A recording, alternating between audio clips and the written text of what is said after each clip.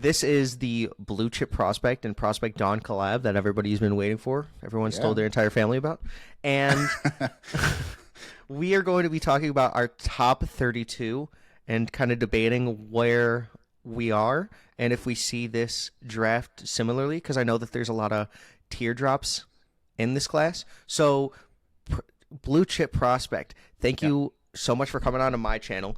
And this is very exciting for me. Since you're going to be on my channel, thanks to you for coming on my channel too. Oh, thank you for having me. This is incredible. I've watched you for years.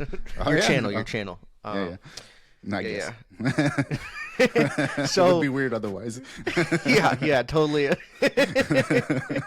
Yeah, totally get that. It was your channel for sure. It was, but for the first pick, like of your top 32, who do you have? Well, basically, like basically everyone, I have Matthew Schaefer, but for me, it's a tier. Like I would say that anybody who picks number one, whatever their need is, whether it's defense or offense, you can go with Matthew Schaefer or Michael Misa. I don't really have an issue. I think Matthew Schaefer might have a little bit more of an ability to take over the game, a little bit like he has more elite attributes into his game. I think he projects more as a first line. First pair defenseman, number one defenseman for a team. So I would take Matthew Schaefer if it was me, but I can understand a team going with like Michael Misa since I have them in the same tier basically. Yeah, I completely agree. I think Matthew Schaefer is just the top prospect in this class. When I talked to him, he said that his pro comp was Cale Makar, and if you could get a Cale Makar in any draft, you take him number one. Yeah, so top pair elite defenseman. I don't really see him that way. I see the offensive skills. I see like the defensive skills. The skating is like similar. He's definitely an elite skater, right?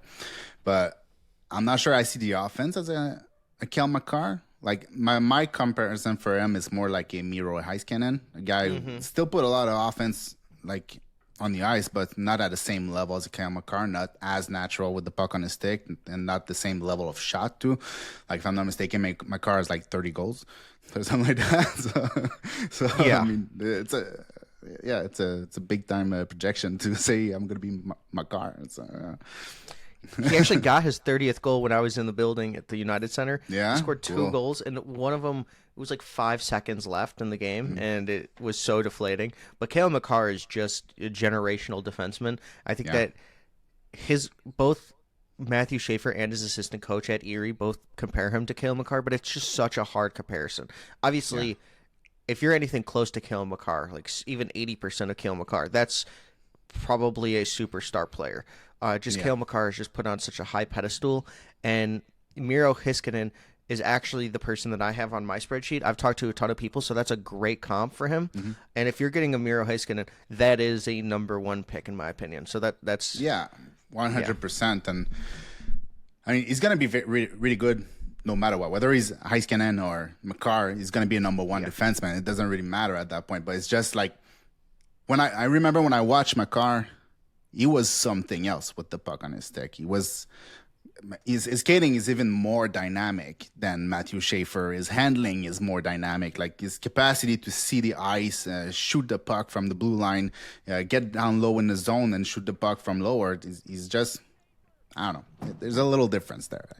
I think. Cale Makar might actually be a rich man's Matthew Schaefer, which is like Matthew Schaefer is incredible, but like Cale Makar just might be on a different tier. But no matter what, him with Noah Dobson, I think would be one of the best lines in the entire NHL. Yeah, for sure.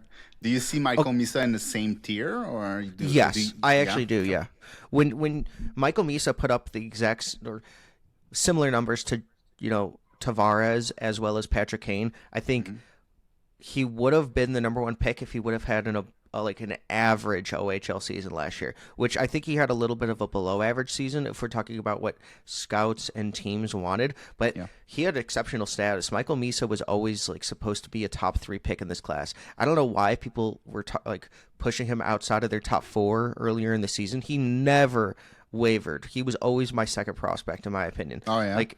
It was actually James Haggins and Michael Misa. Matthew Schaefer was actually 5, and then I had Frondell 4, but that was in my November rankings after my summer scouting and everything. But just because obviously James Hagens is for the next couple picks, but he didn't have the best season. 37 points, 37 games with players like Gabe Perreault on his line. Michael Misa just terrorized OHL defenders and teams. You saw a different player this year than we saw last year, and I think that he silenced a lot of the doubters of what they thought Michael Misa could potentially be. Yeah. Yeah, where do you have Did you Michael have him Misa? at number 2, like even last year? Last year, I thought going into the 2024 draft, he was my number one player. He was your number one over Hagens. Yeah, I wanted the Blackhawks to take Luke Misa just because of Michael Misa, and he fell to the 5th to the Calgary Flames, which I was still upset about, and I think he's a good player too. But I really wanted the Blackhawks to get Luke Misa, just because I thought it would be another speedy small forward. Yeah. They don't have we enough. love him anyway, so why not? Exactly. Yeah. So you were asking if I had Michael Misa at number 2. Is that it? Yes. Yeah, well, yeah, obviously, since I have them in the same tier, same I tier. think Matthew Schaefer has a little bit of an edge, but Michael Misa obviously at number 2 for me, and I'm pretty sure it's the same thing for you. Yep, 100%. I just okay. One quick question on Michael Misa: what do you see his upside case being? The upside in terms of NHL projection as a player, or like production? Yeah, like NHL projection as a player, like maybe player comparison.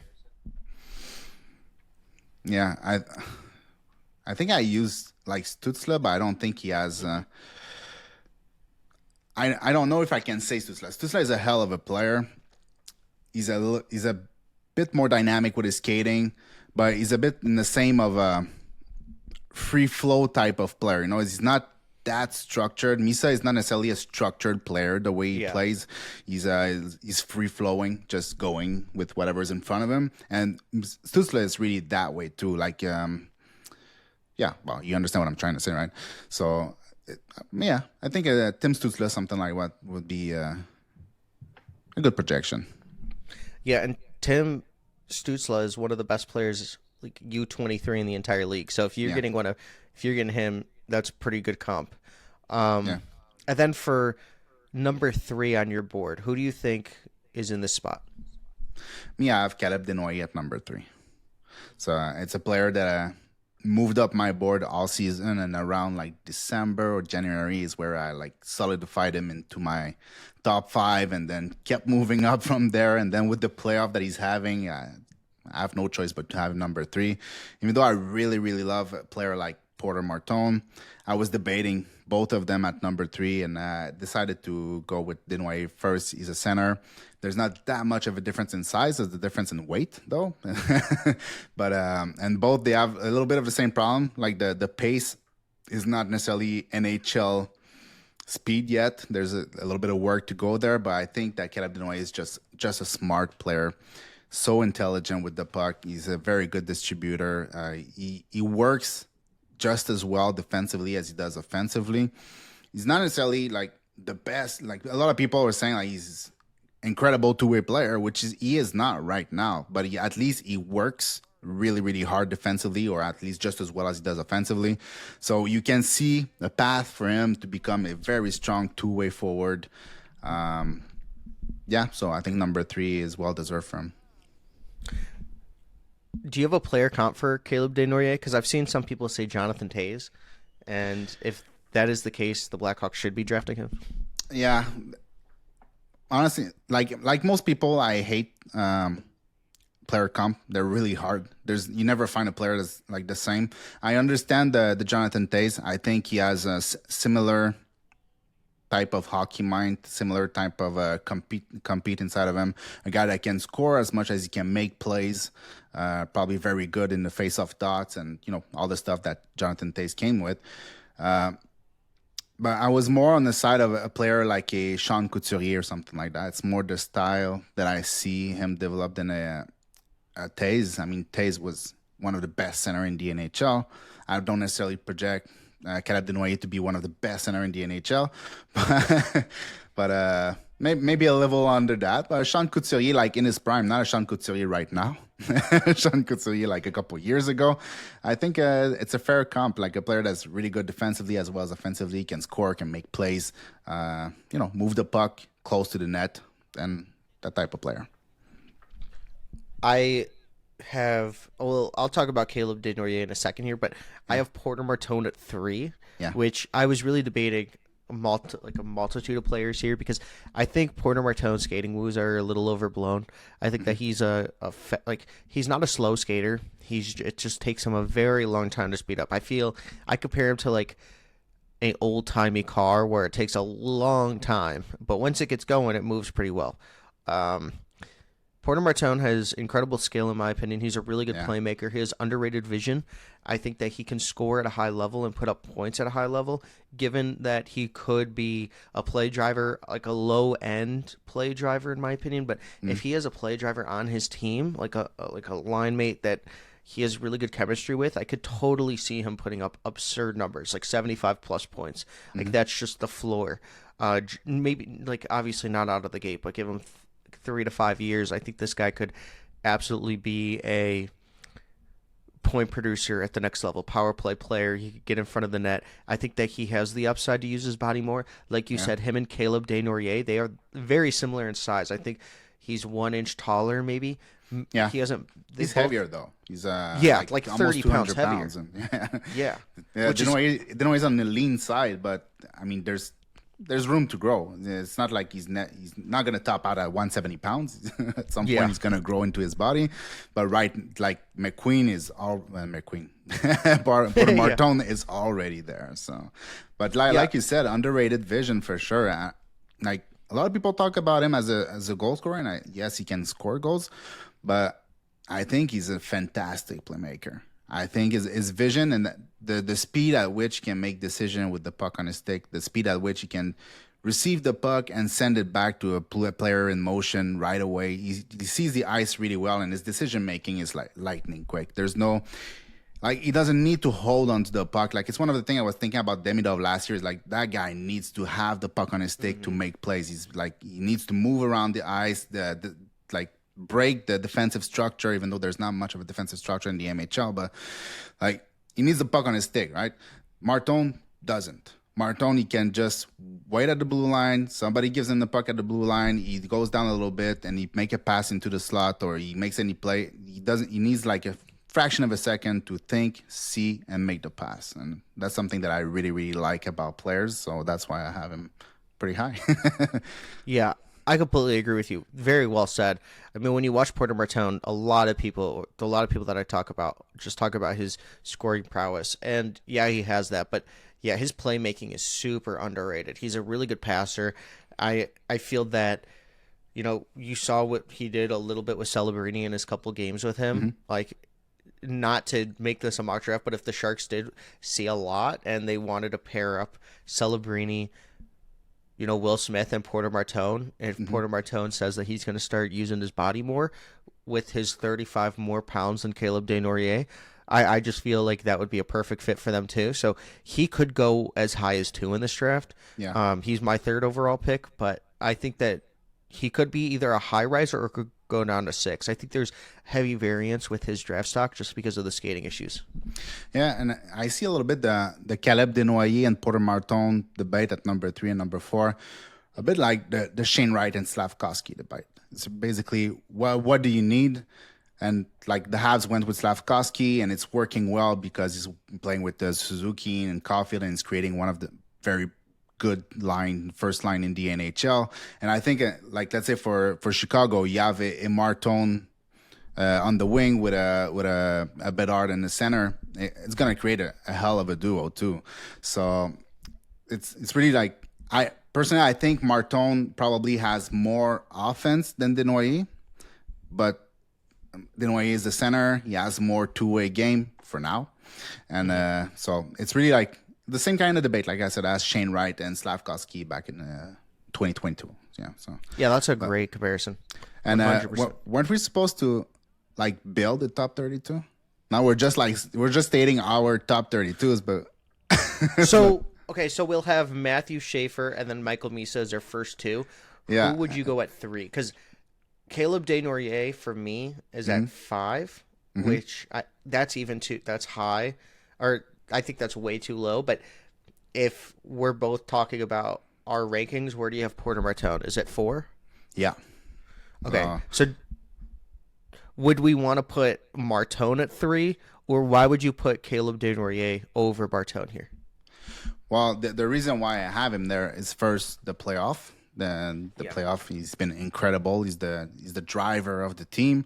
Obviously, they have a good team, but he's like the best player in the queue in the playoff. So right there, and it's really important. A player that has very good production in the playoff is something that I look at a lot. Like if you have a very good season, but in the playoff you're a bit like Misa did, right? Had a rough playoff, but I mean he has a big body of work. So like I prefer Desnoyers because of the projection and type of two-way game, and because he's a center, and because he's also a very good playmaker, a bit like Martone, but I don't think he's at the same level.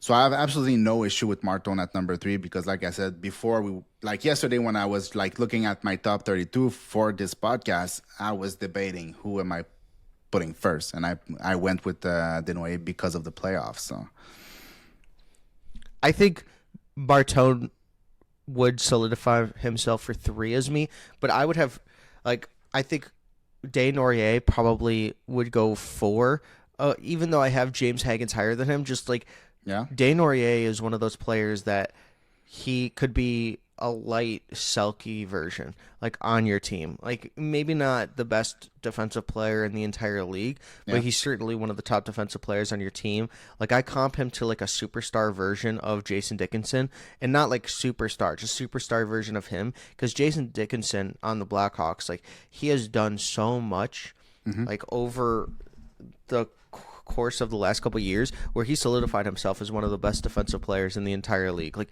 maybe not top 3, but definitely top 5 or top 10. And he gets it done offensively, but I think Caleb Desnoyers has a lot better offensive skill. So if we have Martone 3 and Desnoyers 4, I would not mind that at all. And I do think that Desnoyers might go ahead of Martone, just because a couple months ago, I gave this a 50-50 of who's going to be better in 5-10 years, Desnoyers or Martone, just because they both, it's like pick your poison. Which one do you want more? And if Desnoyers gets to that offensive upside with his line mates, he is going to be better than Martone. It's just kind of what it is, in my opinion. Yeah, I completely agree. I think 1 Schaefer, 2 Misa, 3 Martone, 4 Caleb Desnoyers. It's perfect. Like it's not a mock draft, right? It's whatever you think is best, and I think it makes a lot of sense. So you chose Martone at 3, I chose Desnoyers at 4, so you can go with number 5, I guess. So for my 4th player, but 5 on the board, I'm going to say James Hagens, because I think what James Hagens does as a playmaker is absolutely incredible. Every one of the top 5 except Desnoyers or Martone probably, I think, does not have a chance at the number 1 pick. I think James Hagens certainly does, just because of, I think it's a very low chance, but I think that he still does have a chance to go number 1 overall, just because of he's a hometown kid. Islanders, they have no, Matthew Schaefer is a Leafs fan, and last time they drafted a Leafs fan number 1, Tavares, he left and he went to the Leafs. So I think that you get James Hagens, you're going to have him for 15 years. James Hagens is a great playmaker. He didn't really have, he had a good season in the NCAA. He's playing against 22 to 24-year-olds, sometimes even 25, in the NCAA. So James, he had 37 points in 37 games on a line with Gabe Perreault. And I think that's where people think, why wasn't he better? Because Gabe Perreault was absolutely killing it with Ryan Leonard and Will Smith. But Will Smith, if you're going to compare James Hagens to someone, I think it would be in the same tiers a Frank Nazar and Will Smith, and maybe lower end Will Smith, but higher end Frank Nazar as a prospect. Yeah. And I just think that would be really great to have as a top 5 pick. Who do you think? Yeah, well, I have him number 6, so 5 is really not that far. He constantly been getting lower in my ranking throughout the year. Obviously, like most people, he started at number 1 and then number 3, and now he's number 6. But every time I do it like, and I'm a little bit scared of my decision, because anytime he can explode and become the player everybody envisioned him to be. Last year at the U18s, he was dominant. This year at the U20s, he was maybe not dominant, but very, very good. Yeah, last year at the US and TDP, he was record-breaking good. So it's hard to push that player down. But at the same time, when I look at him this year, and I just made my video about him this week, I watched hours and hours of clips on Instat, and like I can't push it. I can't put him more than number 6 right now. And at number 6, I wanted to put him further than that down the list, but because he always plays in motion, because of what he did in the past, because of 37 points in 37 games is still good, but it's not exciting. It's basically similar to Beniers. It's similar to the guy in Columbus. What's his name? Johnson? Yeah, Johnston. Yeah, in Columbus. Yeah, exactly. So it's no, not Adam Fentley. Fentley has almost double the points, so it's it's not Fentley. It's Kent Johnson. So I think, like, number 5, I'm perfectly fine with it. Personally, it would not be my choice at number 5, but I think he fits into that group. After the Martin, the Caleb Desnoyers, the Misa, the Schaefer, I think he fits into that group of player. When I was looking at James Hagens, and I didn't look up Artem Levshinov's Michigan State stats off the top of my head, but what I do remember was he was very similar to a points per game. I think he might have been 3 points off. So just like James Hagens was producing at a Artem Levshinov level, and Artem Levshinov went from Belarus to, he took 3 major jumps. Belarus very to quickly. USHL, yep. NCAA. To the AHL, to the NHL. James Hagens so. was in the, James Hagens should have performed a lot better, is what I'm trying to say. So if you want him at 6, and let me guess, like Anton Frendel might be 5 for you, or I would perfectly put Anton Frendel ahead of James Hagens, just because of he has an absolute cannon of a shot, one of the best shots in the entire draft. So like, but I don't have Frendel that high either. So okay, cool. Okay, my player at number 5 is Roger McQueen. So okay, it's not okay. So I'm fine. I'm fine with James Hagens. I think James Hagens has a higher potential than Frendel. I think Frendel is fine. Is a fine 2-way centerman. If he plays center in the NHL, he's more of a shooter than a distributor. So I wouldn't put Frendel that high. I think he might be picked that high, but me personally, I'm not there. So Hagens at number 5, I'm perfectly fine with that, and I'll go with McQueen at number 6. So McQueen is one of my favorite players in the entire draft. I have him at 8, but I think that's way too low. If we're talking about somebody with the highest upside in the entire class, I think it is Roger McQueen if he hits. 6'5" centers, right-handed, do not come, like, they are far and few between. And if this guy hits, like, his player comp for himself, when I talked to him, was Ryan Getzlaff, and I love that. Maybe not as physical, but like, Roger McQueen has a nice sized frame, but he looks slim, so he can grow even more and put a lot of muscle in there. And for sure, he's what, like 192, 200 pounds or something like that. Yeah, barely reached 200. So of course, there's a lot of meat to be added to the bone. But so we put Hagens at 5 and McQueen at 6. I would love McQueen at 6 because you see the Cam Robinson tweets. Like, if this guy hits, he probably has the highest upside in the entire class. And Roger McQueen had 4 goals in his first game. People were screaming maybe this guy could compete for the number 1 pick.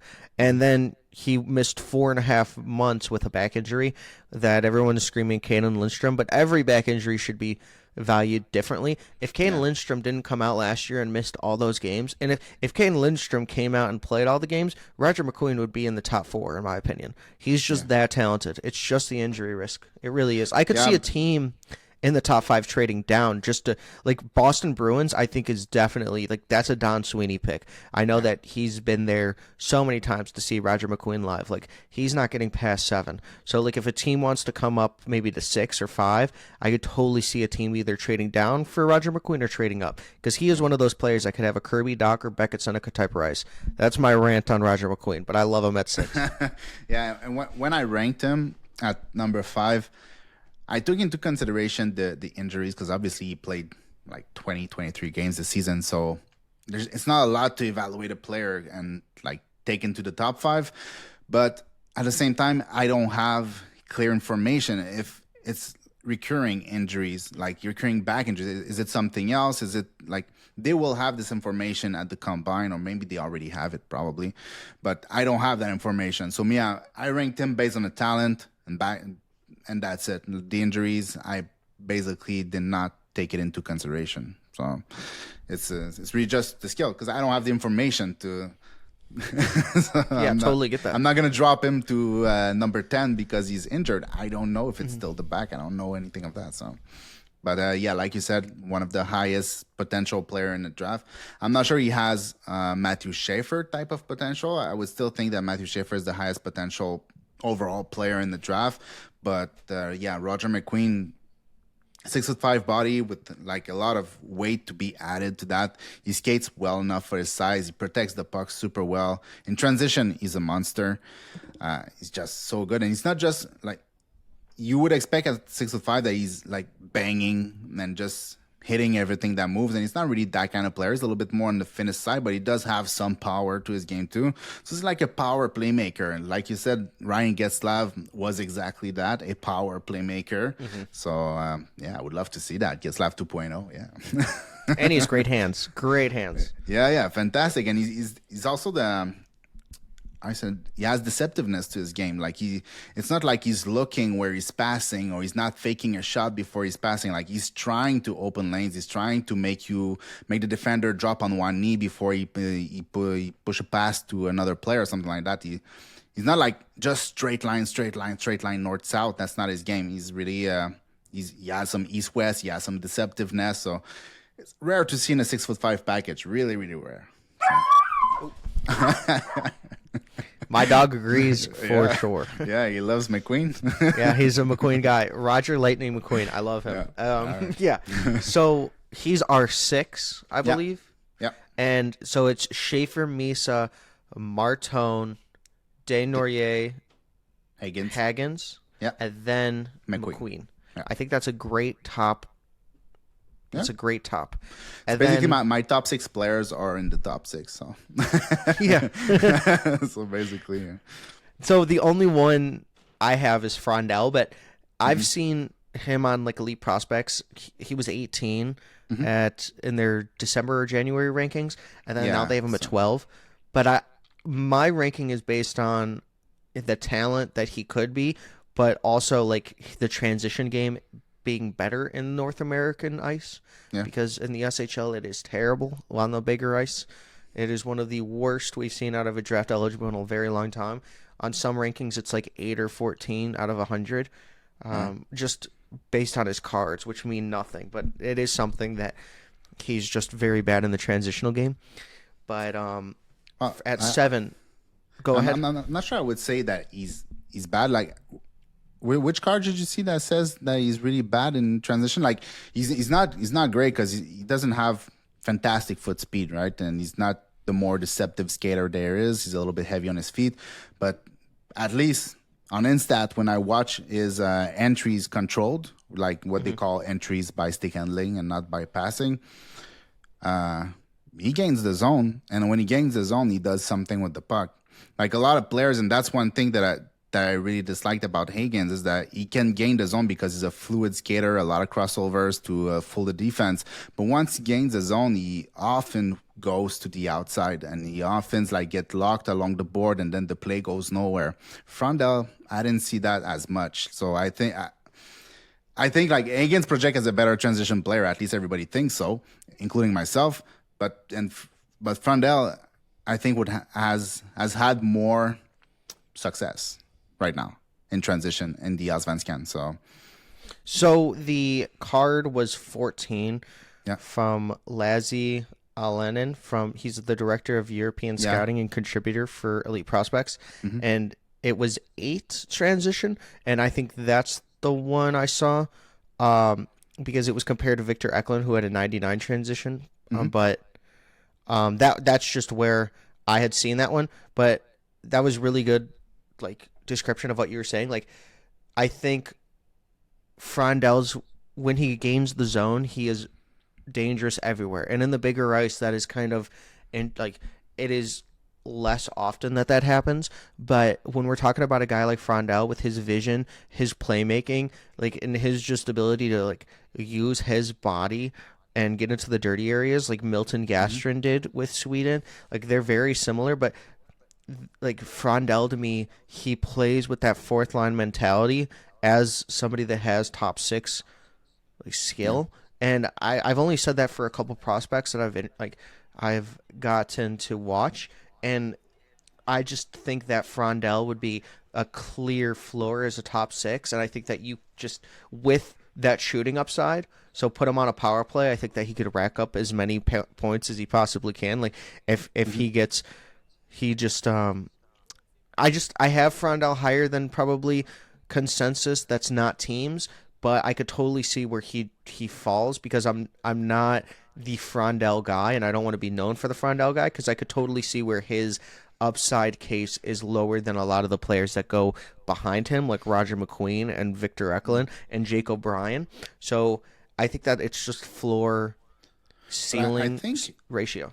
the consensus on Frondel is really high though. Outside of Elite Prospect, who went way off board at like 18 and then came back a little bit on it at number 12, most people have him in the top 5 or top 6, something like that. So, I Yeah, mean, Draft Pros has him at 12 too.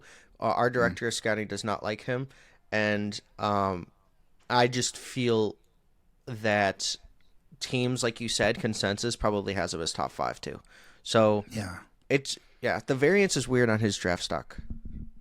Yeah, I think one of the problems too is at the beginning of the season, but let's say the first half, not necessarily just the beginning, that he didn't win a lot of battles along the board. He engaged into battles, but he didn't have a good stick, didn't put his weight down. He was not necessarily heavy on the puck.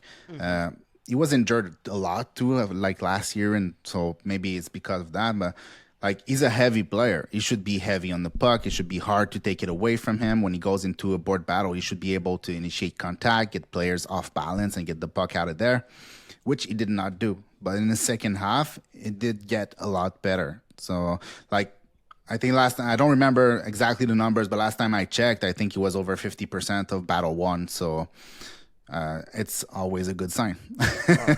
Yeah, So, that is really great. I yeah. didn't know that. Is there somebody else that you would have at 7? Well, basically, me at number 7, I have Jake O'Brien, and then at 8, I have Okay. Anton Frondel. So whatever for me. If you're the Anton Frondel guy, then we can put Frondel at number 7, and then we can debate for number 8. I love Jake O'Brien, but like I said, they're 7 and 8. So Okay, so I'm a big Jake O'Brien guy too. Probably more of a big Jake O'Brien guy than I am an Anton Frondel guy. okay. But as I said, I have Anton Frondel higher on my board than Jake O'Brien. But I see Jake O'Brien's upside case. Mhm. So we'll start there. Like I saw Brantford play Lardis, and he had 72 goals. And then I asked Yeah, some people in Brantford, I was like, "Who's the best player that's in O'Brien. Brantford?" And it's O'Brien. Oh yeah. Everybody said O'Brien. So he was giving Lardis incredible opportunities to put up those numbers too. It just wasn't Nick Lardis. Nick Lardis has some deficiencies that he needs to work on, but Mhm. Jake O'Brien has incredible vision, incredible playmaking, incredible hands. This guy could go very, very high. I have pegged him as the Beckett Seneca of the draft Mhm. for a little while because just like he has that upside, and right-handed centers like they don't come very often, and somebody like Jake O'Brien, it's just he has the talent and he could succeed in a lot of ways. Like 98 points in 66 OHL games. Like he could have probably had a lot more too. Like he's just so good. Very unselfish player. Yeah, and like personally, I think he's the best playmaker in the entire draft. Like he's not like a James Higgins, where James Higgins everything is done in motion. The Jake O'Brien's basically the opposite of that. Everything is done statically. Can you say that in English? Statically? Yeah. So Yeah. yeah. Okay. So like by the time he does a pass, he can change his mind like 10 times, right? He look for a pass, then he switch, fake a shot, then he looks to a pass, and then defender is like sliding on the ice because he doesn't know where to go, and then then O'Brien does something with the puck. He's extremely elusive, extremely deceptive in the way that he plays, but he has that ability to like thread the needle, feather a puck between sticks, between pads, between legs, between skates. He's like there's no puck he cannot get through cross ice. You know, he's just really talented. He has the vision, he has the skills, he has the deceptiveness to open the lanes that he needs to. He has some size. He's like 6'2". Maybe he's gonna be around 6'3" when it's all said and done. Around 200 pounds, maybe something like that. There's a long way to go before he gets to 200 pounds, but it's like 170 something if I'm not mistaken.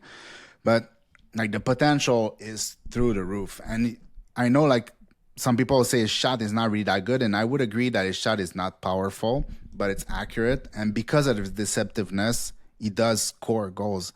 Like the last time that I checked, at the time that I did the video on Jake O'Brien, I have not checked back about that since, but he had the highest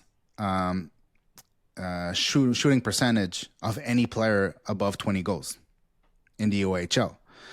So, I mean, it's something. It's not a lot, but it's still the guy has to be precise. He has to be deceptive with his shot. If the guy is scoring goals and he has the highest shooting percentage of any player in the OHL as a like 20 something goal scorer. So yeah, I really, really like him. Like I said, personally, I prefer him over Frondel, but one or the other for a top 32 for real. It's fine because one is 7, one is 8. It's just, I've been a big believer in O'Brien since a long time. And now I just dropped him like yesterday because I put McQueen over him. And I've put back Higgins over him. In my last ranking, I had Higgins after O'Brien, but I was just scared a little bit. So I was like, yeah. So, well, yeah. If you want like 7 Frondel, 8 O'Brien, or whatever you want. Flip flop, yeah. I really enjoyed everything you said about Jake O'Brien. When I watched him on a 2-on-1, every goalie thinks he's passing. And I think that's one of the things of why, he scores so much, because everybody in the building kind of thinks he's passing because he is an elite passer. Like every single time he passes, that puck is flat. And that is not something that, is said often in scouting reports or anything like that. But he's like a point guard on the ice, but he's also tall. Like he's going to put it, it's like a quarterback. It's the soft touch. He just knows. Some people have it, some people don't. So Nick Lardis was not a Jake O'Brien merchant because Nick Lardis is actually a very good player, but Jake O'Brien and him just had that special chemistry. And I think that once Jake O'Brien plays with smarter, higher hockey IQ players as well, not that Nick Lardis isn't, I'm just talking about in general, I think that he's going to be very, very good in a line. Like this is a guy that could potentially be a star in the league just because of the upside case he has. And he was kind of a late bloomer in this draft, kind of like a Lyndon Lakovich as well. He's only 172 pounds. Like you said, he is just starting to build out that frame like all these guys are. They're 18, 19, 17, 18, 19. Like obviously they can build out their frame, but it's just something and to O'Brien's be said on when the you're younger side, I think too. He's like a June birthday. Is he 17? I not 100% sure. But yeah, he is. Okay. Yeah, 2007 June. So yeah, maybe during the draft he won't be, but he's one of the younger players. Obviously, when we talk about Matthew Schaefer, he's like 6 or 7 or 8 months younger than Porter Martone, and I just think that that is something that you have to think about. So Jake O'Brien for sure at 8. I really like this. Like you said, like go check out his video on Jake O'Brien. Like at blue chip prospects. I'm just very excited to see Jake O'Brien play. I kind of want him to go to the Penguins just so that he stays with the jerseys, because in Brantford they wear those jerseys. Black and yellow. I like them in the color. But at 9, who do you think? Because I would put him at 8 for sure. But at 9, who do you think you have? After them, like basically, still my top 8 is in the top 8, so I'm still happy. And You're very good at this. After that, I would either Victor Eklund or Carter Bear. Those are my next 2 players, and we're going into a different tier, in my opinion. Like we're going down a tier there. But I have Victor Eklund at number 9, and I have Carter Bear at number 10. Victor Eklund has more speed. He's more.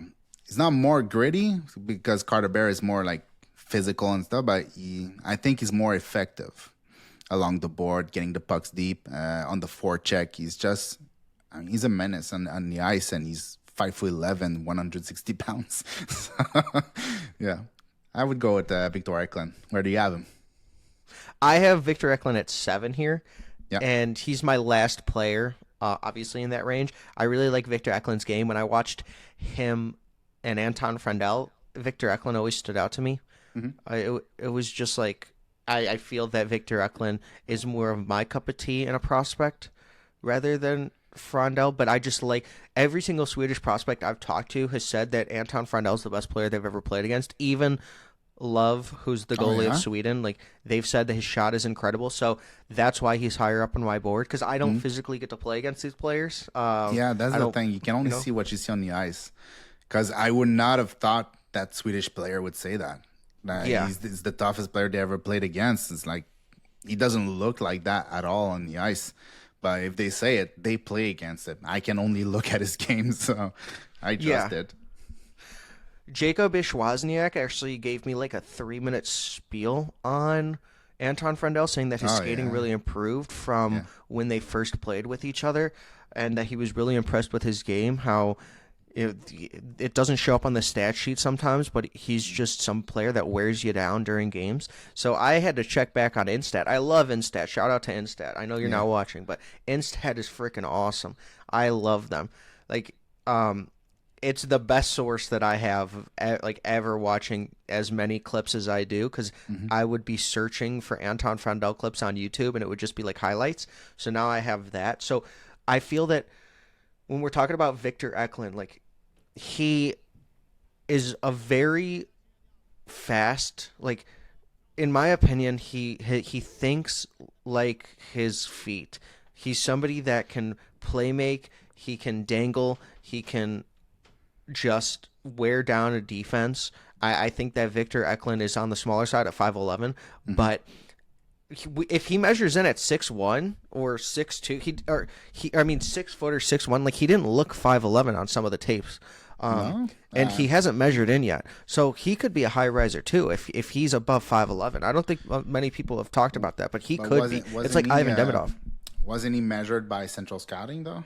Like, Demidov was not measured by Central Scouting because they couldn't. And in my spreadsheet, I don't have a check on measured, and it was this is where he's 161 and 5'11", and I think that's also what NHL Tankathon has too. But if he was measured at NHL Central Scouting, then this point is this is negated. But I would have to do some research after, because that is a really good point. I didn't know if he was measured in at Central Scouting. I'll get it. Keep talking, though. Okay, yeah. So, yeah. I'm just a big Victor Eklund guy. Every single time I put on the tape, I was like, wow, he's impressive. Definitely somebody that I can see putting up at least 25, 30 goals. I love your Carter Bear, Bear name recognition there, or admission into this, because I'm a big Carter Bear guy. I actually just got to interview him, and he said that his lacerated Achilles it's been a speedy recovery. He doesn't want to do too much on it or say too much, but he's very impressed with everything that has happened. I know that Achilles injuries, something like that, is so detrimental, but this guy was creeping into my top 10 before the injury, and because of how much of a leader he is, he's grounded. His player comp for himself is Brandon Hagel. Like, that's a playoff player. I think that he's that's his own player comp. Yep. Is yeah, Brandon Hagel. That's cool. It's my player comp that I gave him in my video too. Oh, that's awesome! Wow, so I'm on it. Cool. But that's awesome. Just to give an update, yes, Victor Eklund was measured by Central Scouting at 5'11", 0.0, 161 pounds. And even Frondell, I thought he was just 6 foot, but he was measured at 6'1", 0.0. Oh wow, 198. Okay, so. That's not updated on my sheet either, so that's actually really interesting.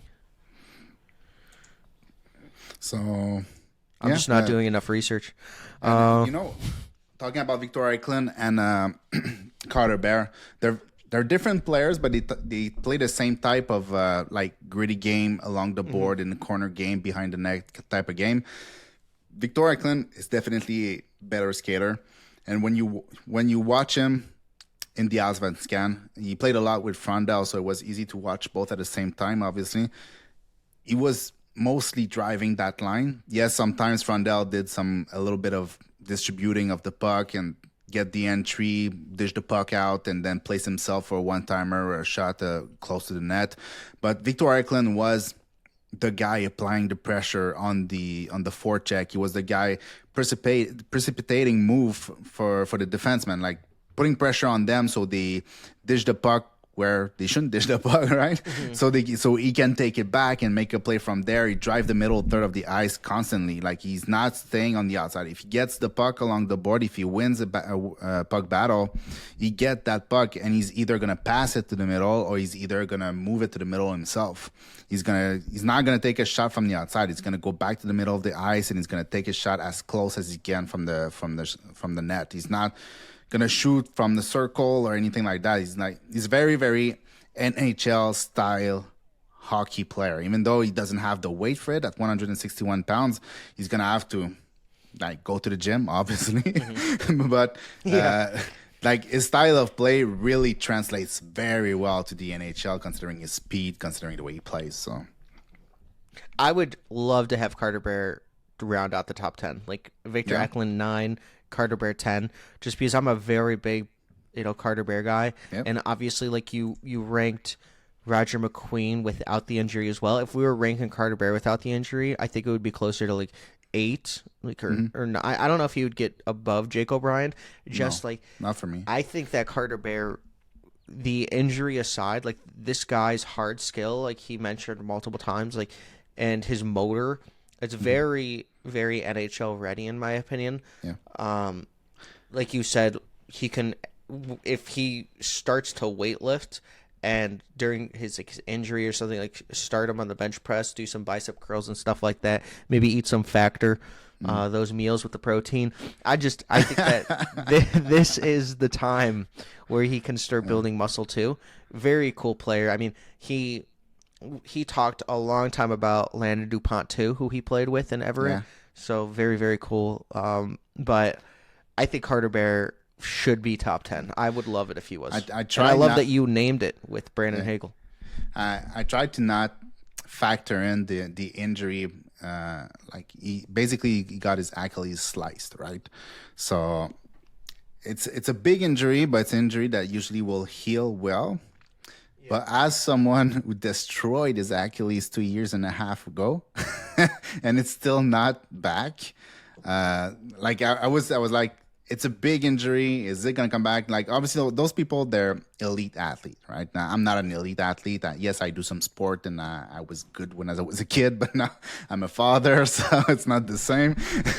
Yeah. But yeah, me, it's been 2.5 years. My Achilles has not came back to what it was, and but him is going to be a clean slice, so it's different. Like, it's not like he ripped it. It's not like a basketball player where you can see the Achilles go back into into the leg, and it's not the same thing. It was sliced, so it's clean, so he could come back from it pretty well. But there was this player in Buffalo, what's his name, the guy who had an injury in his Achilles in his draft year too, Peyton Krebs, who was seen as a probably top 10, top 12 player, and then he was drafted a little bit later than that. And is it because of that he never became the player people envision? I don't know. Nobody has that answer, but it's not looking well. When you look at basically the same kind of injury, but one player did not recuperate really well and basically has a bottom 6 at best type of NHL career. You hope it goes better for Carter Bear, but he does have the drive to be better than that and, push through. And, he's a really good player, impressive player overall, just the injury. Did you tear your Achilles? Yeah, basically tear is mean like ripped. That's what you mean? Yeah. yeah, that's what happened.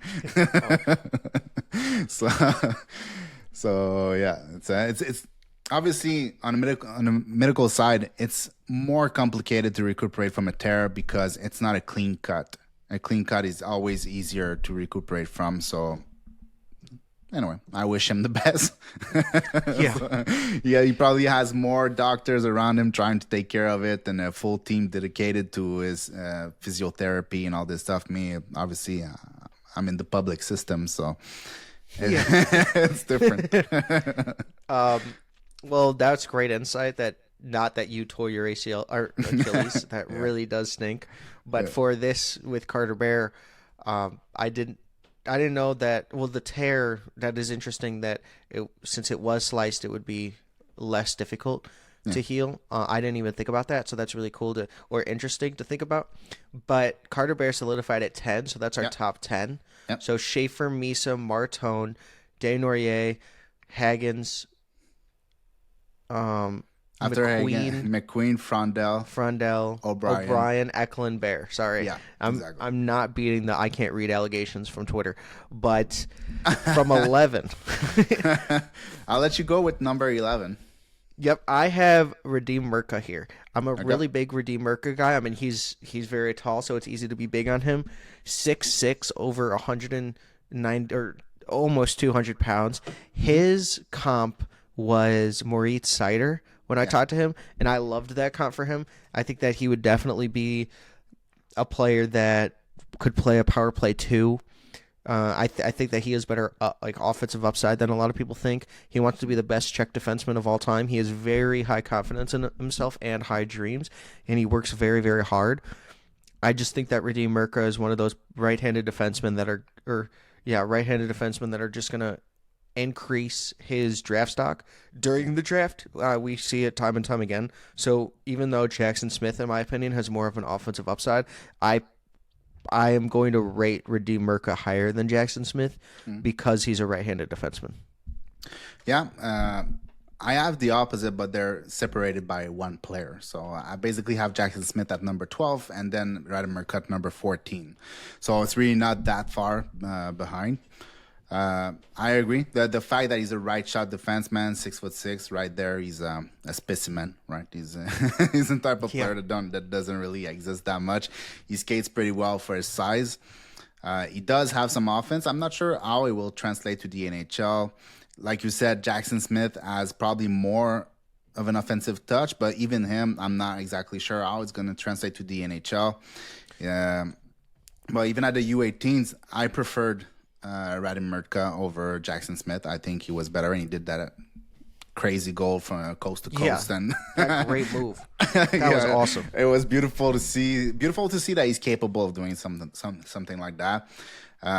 And he gained a lot of confidence when he came to North America. And the more he played like 30 minutes a night, and he was really good. I think he's his reach and his mobility makes him like very, very good on the defensive side of the puck. On the offensive side and on the transition side is where I have a little bit more question, which is why I have him at number 14, but like 11 or 14, it's okay. Well, who do you have at 11? My next player would be Brady Martin. Okay. Which made a little bit of a jump from, I think, 15 to number 11 after the U18s. And after building a video where he's hitting everything, I was like, oh. Yeah. He's 15 on my board, so I'm glad you said 15 to 11. But you saw the Cam Robinson tweets, or the people out there watching. Like, he could be one of the top hitters in the entire NHL day one. And the thing is, his frame is so like it needs so much work, but he's a tiny guy, like pounds wise. Like if you take his frame and add 30 more pounds, that he 178. Yeah, he's 178 pounds. Just imagine if it's a 200-pound Brady Martin coming up to hit you. I would not want that. Like, this man seems like pound for pound, he's just a ball of muscle. Like, and I'm not even sure that's the case. Just every single time I see him hit, the players are exhausted.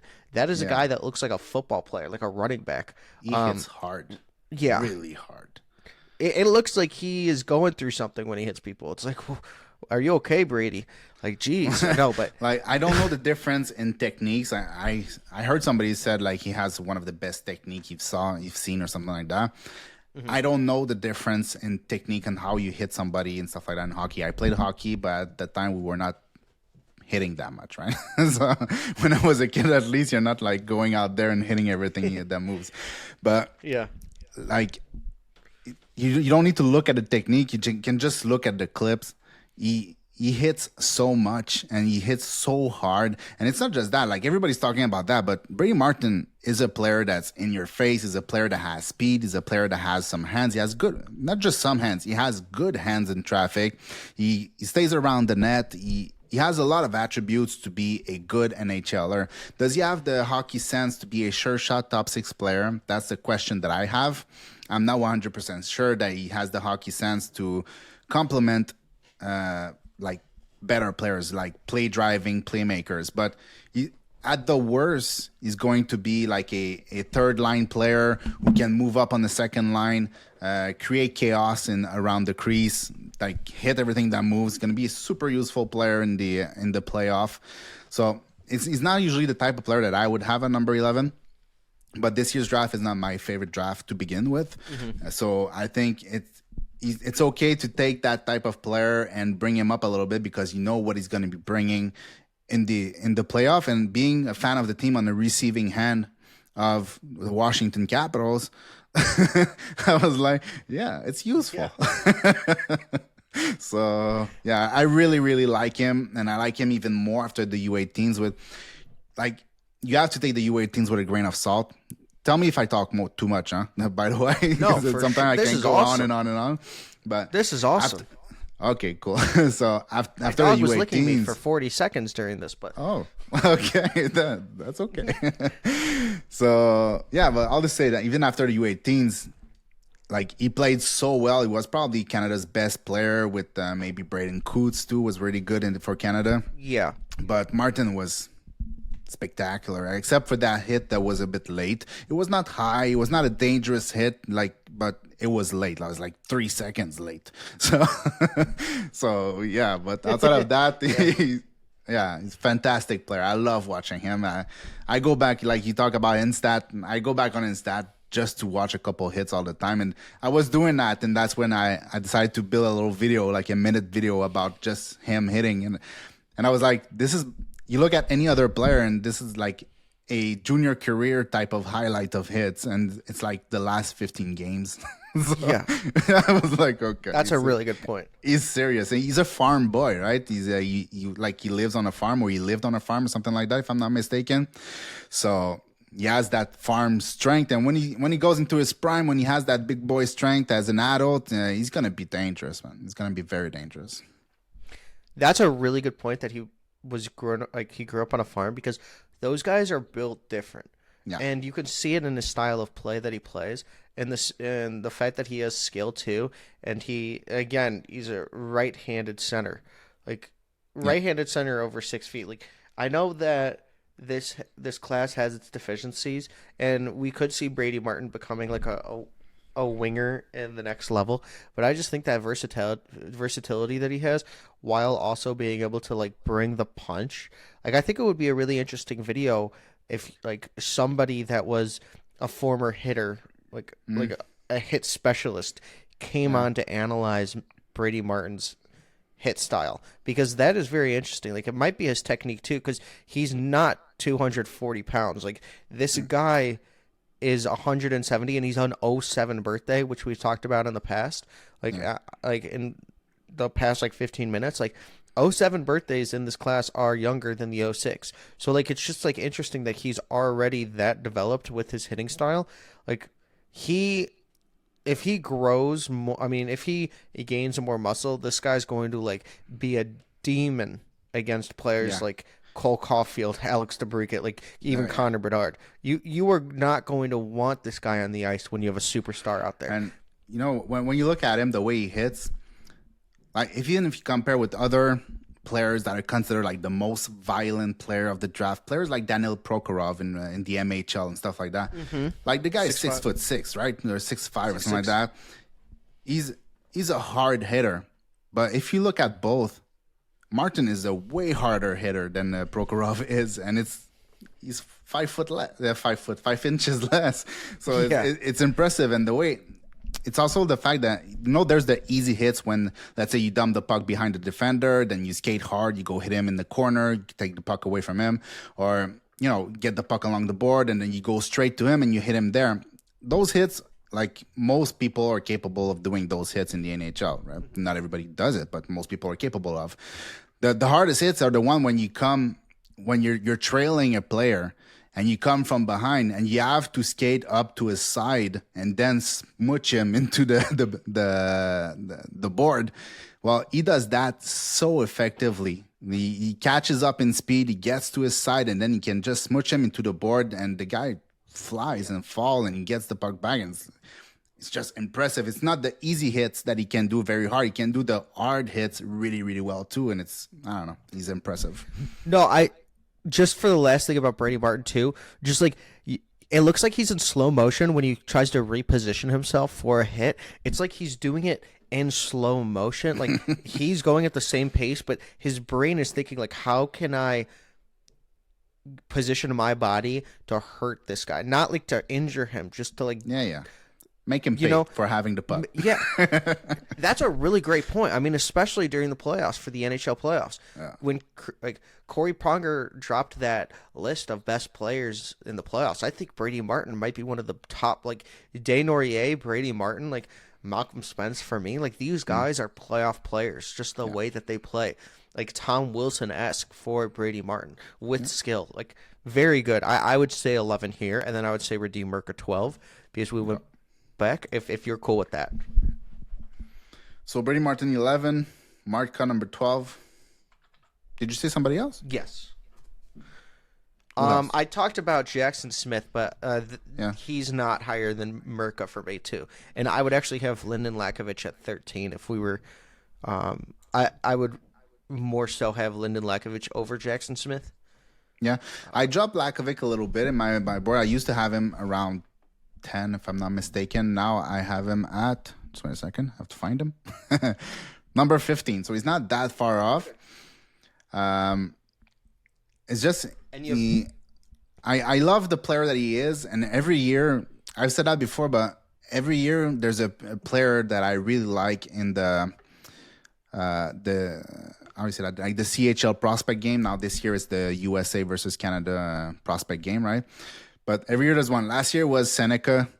The year before it was I don't remember his name, so I'm not gonna. But it's one of the player. I think he was drafted by Florida, if I'm not mistaken. But anyways, but this year it was Lyndon Lakovic. Like the size, the speed, the handling, the shot. He looked really, really good. And then after that, I jumped into, watching games and watching clips, and I think he's just really good. He has a lot to bring, but it's just the fact that I think he might be a little bit of a frustrating player because he doesn't really use his size, neither in protection, neither to get to the middle of the ice. Like there's work to do with Lakovic, but the skill level, the handling, the shot, doesn't have like the best vision. He's not the greatest passer, but he has his strength and he plays within them. We would just like that he add a little bit of a physical style to his game, maybe a little bit, taking advantage of his 6'4" frame. But I'm very open to Lakovic before Jackson Smith because it's brand new that is at number 15 and not at number 10. So I have no issue with that. He went to Brady Martin's spot before the tournament. Yeah. So you want to take Lakovic number 13? If you have somebody else that's higher on your board that's dropping, I It's would Jackson. definitely love to No, hear. my next player is Jackson Smith, but every time I watch him, he goes down. Well, for me, just really quick on Jackson Smith, Yeah, because he probably will be the 14th player on this list. I yeah. think Jackson Smith is kind of like a Kevin Korchinski defensively, with a Mhm. little higher upside there, but somebody that, if like, he's 6'3", and a lot of people don't talk about his size that often, but he also doesn't use his size as much. He's one of the younger players in this class too. '07 May birthday. Um, and his birthday just passed 3 days ago, so happy birthday to Jackson Smith if you're watching. But he's a player that is kind of frustrating to me to grade, because you've seen a lot of players that have put up incredible point totals defensively, as in like Carter Yakimchuk, or last year, which he was drafted 7th to Ottawa, which I was thought it was a little too high. Mm. And in my opinion, like, I think Jackson Smith is one of those players that defensively he needs to work on a lot of things, but offensively you could see his skill. It's very similar, like puck handling.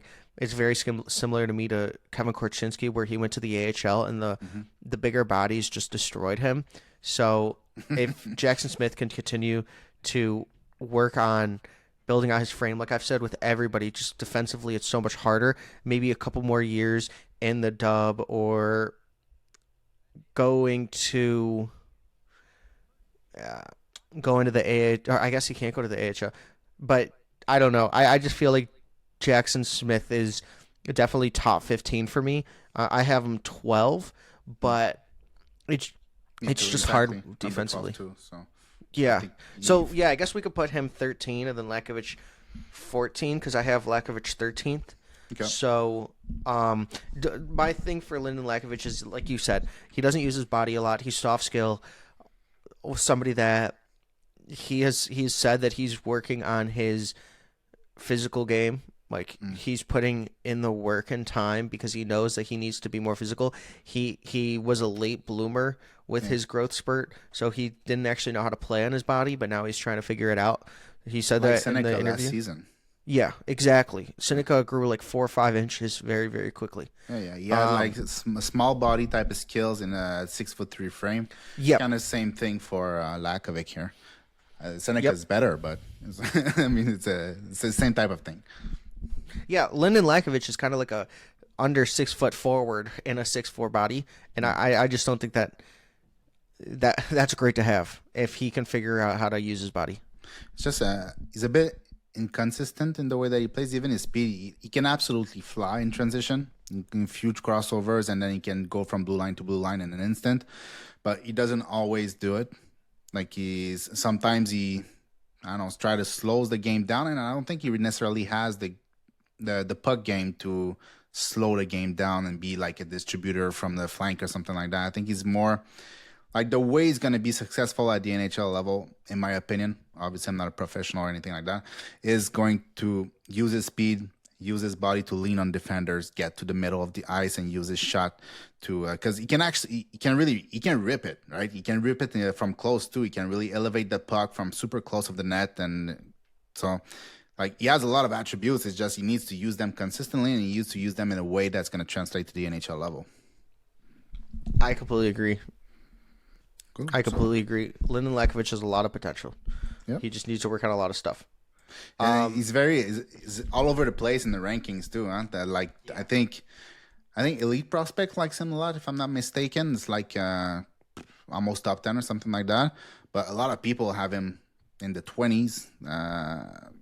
I'm sure there's even people who don't even have him in the first round. So he's really all over the place. But anyway, I had him at 10 Yeah. about like 6 weeks ago, and now he's settled in at 13 for me. Yeah. But I don't think that he's going to leave my top 15 just because of the upside. I think that he's like upside wise like a light version of Jake O'Brien. Mm-hmm. But if this guy hits like in this class where there's a lot of tier drop offs, it's going to be one of the top players in the class. But again, lower floor than usual. But I'm a big fan of Lyndon Lakovic. But for 15, to round out our top 15, Yep. who do you have? My next player would be Justin Carbonneau. Another player that I started the year with him in my top 10. I think I had him like at 7 or something like that. And it's not, he went down a little bit in my ranking, but it's not necessarily because of him. It's more because other players passed on him, because he's really, really good. He's a good skater. I'm not willing to say he's a dynamic skater, but he's strong on his skate. He's strong on the puck. He can get into space really quick. He can find. He's also always in motion. He's not a static type of player. So he uses skating. He has a decent body, 6'1", 190. I don't know. I don't remember. Yeah, it's 190. 191. Yeah. So he's thick. He skates well. He has size. He has a fantastic shot. He has a little bit of a tunnel vision, where he sees the net and that's it. But I think he's also an underrated playmaker, but only when he wants. That's the part that he needs to work a little bit more, is the fact that he does have the skills to thread the needle. He does have, not at a Jake O'Brien level, but he does have the skill to do nice passes, especially in tight areas, like give and goes, and use his speed and his shot on the reception of the give and go. So he has a lot of skills. It's just bringing his skill to play a little bit more on the NHL style of hockey is the way I would see it. But the skill, he could absolutely be a top 10 player 5 years from now, in my opinion, because of the skill level, the size, and the skating. I have Carbonneau 16, so 15 is perfect. I have Malcolm Spence 15, but I actually I flipped those two after Malcolm Spence committed to Michigan, because I went back and looked at my just a bunch of clips, and I think Malcolm Spence with Michigan is going to be very, very, very good, in my opinion. They're a great program that develops very, very well, especially for Malcolm Spence's kind of play style. But I think I'm going back and forth, and I think after you talked about Justin Carbonneau and his playmaking, as well as his shot is one of the top shots in the entire class, if not it's definitely top 3 for me. It's close, yeah.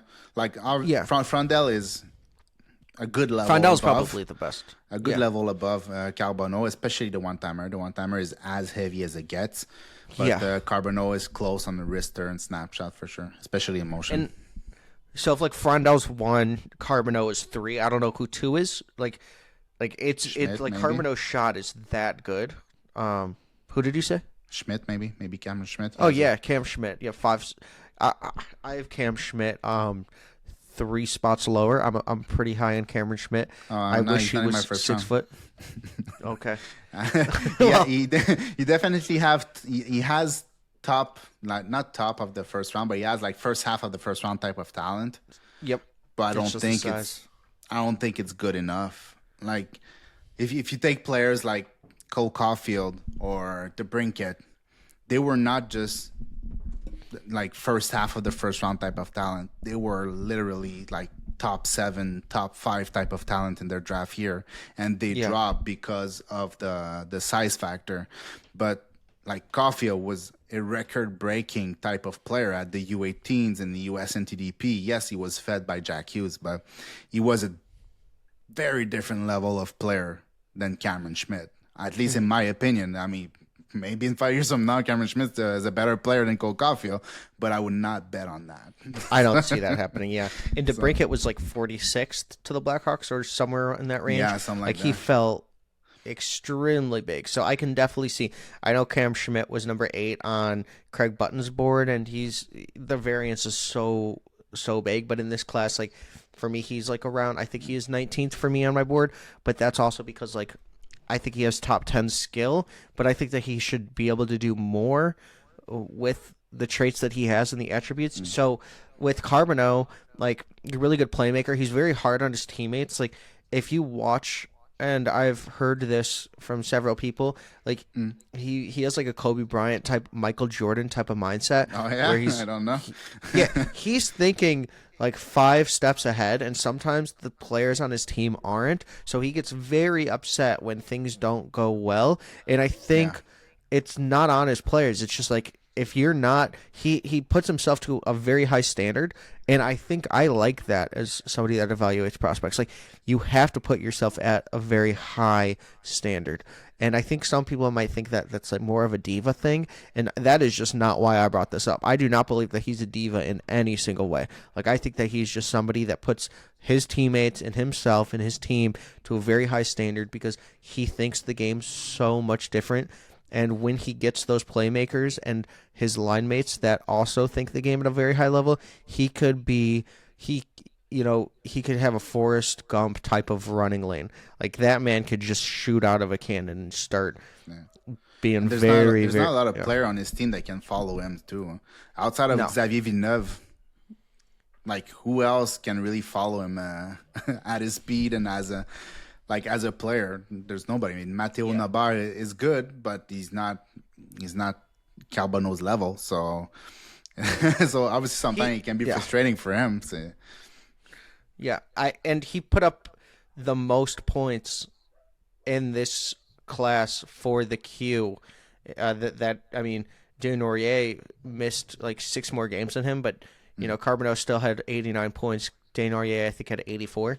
So that's off the top of my head. So if I'm wrong, I'm wrong. But Desnoyers is more. What?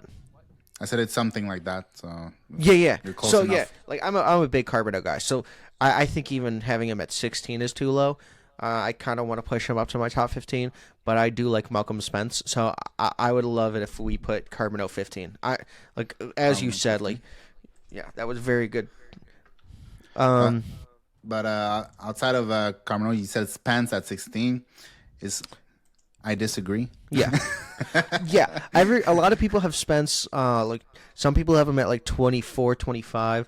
I can't get on board I have him that exactly there, low. 24, yeah. Okay.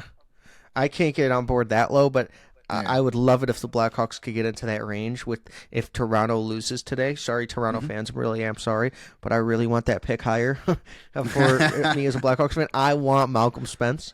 I've talked to his teammate and him, Martin Misiak, and Matthew Schaefer. Everybody has such high reviews of Malcolm Spence. He's the biggest vibe guy there. That man is awesome. But for 16, who is your top 16?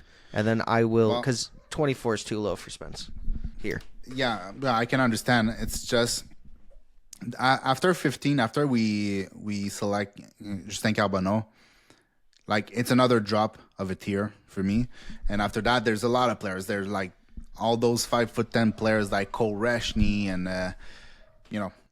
all those players. There's them. There's Jack Nesbitt that I like a lot. I actually have Jack Nesbitt at number 16. He had disappointing U18s, which I did not let it affect too much my ranking. But I think the mix of power and skills in his game, like his ice time grew as the year went on. I really like Jack Nesbitt. Or, at 16, I'd have either like Jack Nesbitt, Cole Reshny, Cameron Reed, or Braden Coots. Those are basically my pick that I would have there. Yep. Okay, so for Braden Coots, because he is my 17th ranked player, really like Captain Coots for Hockey Canada. I'm sure he probably jumped a few selections or spots during his run with Gold Medal Canada, because that Sweden team was like the Avengers, very good Sweden team. So the fact that Canada kind of dismantled them in that gold medal game, I just think that Braden Coots is a very good two-way center. He said that his player comp is Braden Point. Like, that's if you can get a Braden Point out of Braden Coots, which is the same first name, like, I would love that. Like, absolutely. I don't think you do. I don't think you do. I don't want to like disrespect or anything, but that's a hell of a comp for Braden Coots, and I do agree that he's really good. He's a really good two-way player. He has skills. He has good hands. He's fast, decent shot, good playmaking. Like, he has a lot of element in his game, but I don't think any of it is high enough to project him even as a sure top 6. And I've been saying that since the beginning of the season. I was talking with another guy in French who has a podcast about hockey, Simon from Briser la Glace. I don't know if you know who that is, but I was talking with him about him, and he loves. Oh yeah, I know who that is. Yeah, okay. So he loves Braden Coots. He was telling me I underrate him, and I agree and disagree at the same time. I think he does have skills. He does have speed. He does have he has a lot, but none of it really stands out. At least not on a consistent basis. And it's been the same thing throughout the year. Like I had him higher in my last ranking. I think I had him like 13 or something like that, and now I have him at number 19. And again, it's not because of him. It's because there's just player who jumped in front of him because I'm starting to like them more. Like I used to have Kolresny behind him. Now I have Kolresny before him. So it's just, but yeah. I do agree that he's a player in that range for sure. No player was hotter than Kolresny like 8 weeks out of right now. I mean, he has just been on an incredible point producing level. And in the playoff, yeah, like 20 something points. It's he was toe to toe with Gavin McKenna, yeah. Yeah. So I was like, wow. Yeah. He was. No one helped his draft stock more. No, I don't think so. I don't think he was that great at the U18s either. But his end of season was very, very good. And like I said earlier, the points in the playoff, they hold more weight for me than whatever you do in the season. And he was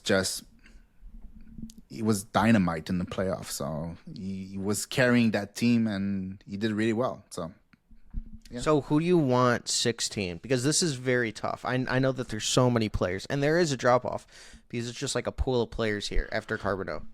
Like I said, personally, I have Jack Nesbitt there, but I'm comfortable with Cameron Reed, Kolresny, Braden Coots, Cation Aitchison. They're all players that I think belong in that range. Yeah, even Spence. Do you have Logan Hensler or Logan Hensler? He's at number 22. Okay. So he's lower than that. So I would put Braden Coots just because that's my highest, and then he's 19 on your board, so I don't feel like that's that far down. Mm-hmm. And then 17, I could totally see Cole Resny, just because I am higher on him after as well. And then you follow that up with Malcolm Spence, I guess. Well, the thing about Malcolm Spence is I have him higher, you have him lower, so I feel like we should push him down a little bit, maybe even to 18. But yeah, but that's where we would be because they would have Coots at 16, Resny at 17, and then you would have Malcolm Spence. Because personally, like the gap between taking Jack Nesbitt or taking Malcolm Spence or taking Cation Aitchison, which they're all like for me ranked 16 to 24, it's very, very small. It's basically you take the player you prefer and that's it. It's just me. I put them in the order that I like them, but it could change at any time. It's not like I'm the biggest fan of Jack Nesbitt. It's just I like his game. I think there's a good projection for him. But Malcolm Spence is a very solid player. He's older for sure, but he had good production. He's as intense as it gets. He's he has the making of a leader. He has the making of a player Detroit will take. Yeah, he's a Stevie Y pick. Yeah, so same with Brady Martin. Yeah. I could totally see them taking him. I have Bill Zonin over Nesbitt, and I have Nesbitt, I think 26 on my board. Mm-hmm. So I just couldn't really. Nesbitt is awesome to watch, but I just couldn't get into putting him in the top 25, and I'm probably wrong here because I have Schmidt, higher than consensus at 19, or not higher than you. We won't know for a while. Yeah. It's okay. If he's there at 34 for the Blackhawks, I would scream and be like, please take him, even though we only have small forwards, so it doesn't even make sense. But just based on value, I would want him. Yeah. But for 19 now, who do you think would go 19? If you're lower on Jack Nesbitt, how high are you about Cation Aitchison and Cameron Reed? So I have Cameron Reed at 21, and I have Cation Aitchison at 23. Because I have Fiddler at 27. Yeah, Fiddler at 27. Yeah. Yeah, I just okay. think that there's so many good players. Yeah. But I have him at 23. It's not a big gap. It's Yeah. so. But honestly, like if you like Spence a lot, we could put Spence at number 18, and then we follow this up with one of the D, either Cameron Reed or Cation Aitchison. I mean, completely different player, right? but Yeah. like both there, I think will their way into a top 4 in the NHL eventually. Cation Aitchison probably more of a on the defensive side. Like is how much of his offense will translate to the NHL, I'm not sure, but I mean he's so intense, so physical. He skates well, he's big, he defend well. Not every night, but he does defend well most of the night. Just like the type of player that you want on your team. He makes me think a little bit of Caden Gooley. Like in his draft year, Gooley was a monster physically. In the playoff, he was hitting to hurt people, not just to take the puck away. And I think that Cation Aitchison is a little bit in the same way in the way he plays hockey. But he does takes himself out of the game sometimes to lay big hits, which is not ideal. But it's a fine line to walk. Like in Montreal, we have a player like that, like Arbor Jackeye, who's always walking that line of physicality, aggressivity, fighting, and taking penalties or getting himself out of the game. So it's a bit the same thing with Cation Aitchison, but I do like him a lot, and I think his physicality will be really important for a team down the road. I would put Aitchison like 19 because Aitchison had more points than Reed, even though he plays more of a defensive and physical game, which, I mean, like you said, how much is that going to translate? But he had, what do you have, 26 goals? Yeah, he had 26 goals crazy. for Barrie this year. Like, crazy. The fact that he's going 18 here is kind of surprising, too. I mean, Logan Hensler hasn't gone, too, and I'm high on him because I think he had the second best point totals of NCAA defensemen under 19, and I know there's not a lot of them, but he was the youngest player on his team and translated well. I mean, he was a top 10 pick coming in, but he took the jump to NCAA, I think, a year early. But Aitchison, I think 19, like he's going to be a player that fans love, like immediately, and if his offense translates. 18 was 18 was Spence, but 19. Spence? Okay, yeah. cool. 19 Aitchison. Sorry, I don't know if I said 18, but yeah, 19 Aitchison I would love. And then 20 Reed. I think 20 Reed would be pretty good. Yeah, I think so. But I have Aitchison and Reed back to back, so it's not really a problem for me. Like you said, Aitchison has more production this season in the OHL than Cameron Reed. But I think Cameron Reed has more of a translatable type of offense. Like we're probably not gonna see Aitchison run a power play, but there's a decent chance that at least Cameron Reed can run a second power play, maybe a first, depending on the team. But more probable a second power play. I mean, I don't think he's that dynamic, but he's a good skater. He's very competitive. He defends really well for a guy that's just 6 foot. Like he's 5'11" or 6 foot, something like that. I'm not sure exactly how high he is, but very good skater. Close the gap really. 6 foot, yeah.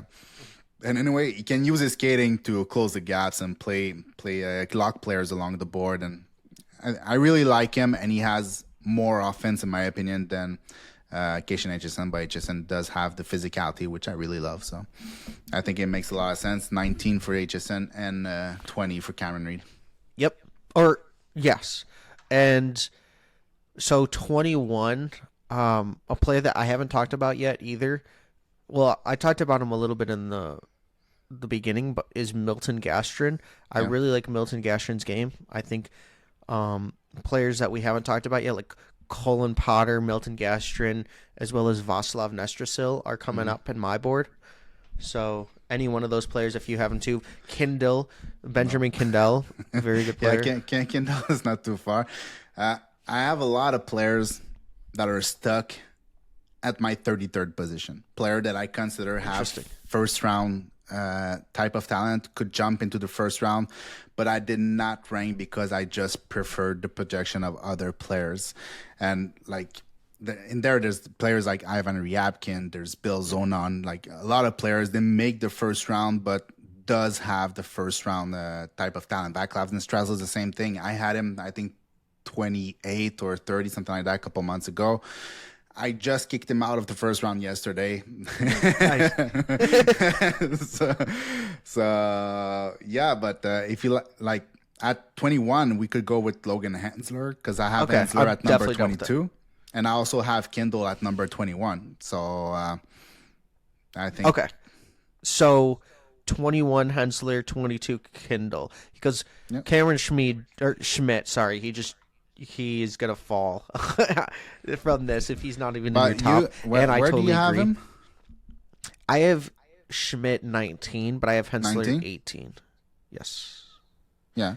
Well, Hensler makes sense, and I mean even Cameron Schmidt, it makes sense. Hensler makes sense. Have him in the top 20. I mean, it's natural. The guy is producing. He's super dynamic with his skating. I don't think there's one player in this draft that can fool player as much as he can in transition. It's crazy to see sometimes the way he uses his crossover and little stutter steps to make player almost fall or lose balance while he's transitioning the puck and getting into the zone. I think he's amazing. It's really just a question of, I don't think his offense is dynamic enough to be a first round type of player. Like, I might be very wrong, but it's like all season he went down my list, and now he's pushed up, but he's at the 33rd position. my back of 10 player at the 33rd position. So, yeah. I think with Logan Hensler, his offensive upside, we were waiting all year to see. And some plays when he was feeling it and he was feeling like he was hot, like he had that confidence, you saw him skate through multiple defenders. And then there was one play where he skated through multiple defenders and wrapped around, did a really great wraparound assist to his forward right in the front of the net. And I thought that like showed a lot of his hockey IQ, his playmaking, his speed when he gets going. His comp for himself, he said, was Jake Sanderson, and our right-handed Jake Sanderson, which I really like. Just like, okay, it's like a light version of Jake Sanderson, but he was still projected to go in like the top 12. When I talked to him, like he had a very steep drop in my opinion off my rankings. Even 18 for me is kind of too low. Like, I would not, coming into the year, I did not think, obviously, he was going to be lower than Braden Coots or Carbonneau or Malcolm Spence or Brady Martin, but it ended up happening. Like, he was solidified in my top 10, and then it just continued to drop. I think him going to the NCAA did hurt him but a year early, but maybe next year he has an incredible year because he's comfortable. Like he said, he was the youngest player on his team. He's very down to earth, though. Like, I think Wisconsin is going to help him for sure next year, but you never know. So, yeah, 21. So then we're at 22. Who would be your 22nd overall player? Well, right now I have Jack Nesbitt that's falling down a little bit, but you said you had him in the 20s, like late 20s, right? Yeah, just 26. 26, okay. So at 22, it makes sense. But if you have Benjamin Kindle higher than Nesbitt, then we could have Benjamin Kindle, because I have Kindle at number 21. So it makes sense to have him there. Kindle for sure. I think Kindle would be a great pick. I dove really deep into I dove deep into the Reshny, Potter, and Kindle comparison this week. Like, I was in the process of building a video about that, but then I kind of let down the project because it's just too complicated to compare players and try to make that in an interesting way. And so I was like, you know what? But but I feel like overall, Reshny is my favorite player. I think he's the better playmaker of all those players, and he had the best end of the season.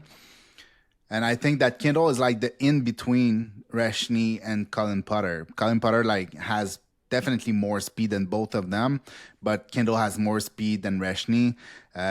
Like, Kindle has a better shot than Reshny, and Potter has an even better shot than Kindle. Than Kindle. So it's like the in between. You want the playmaker, you go Reshny. You want the fast shooter, you go with Potter. You want the guy who can do a little bit of everything, then you go with Kindle. Basically.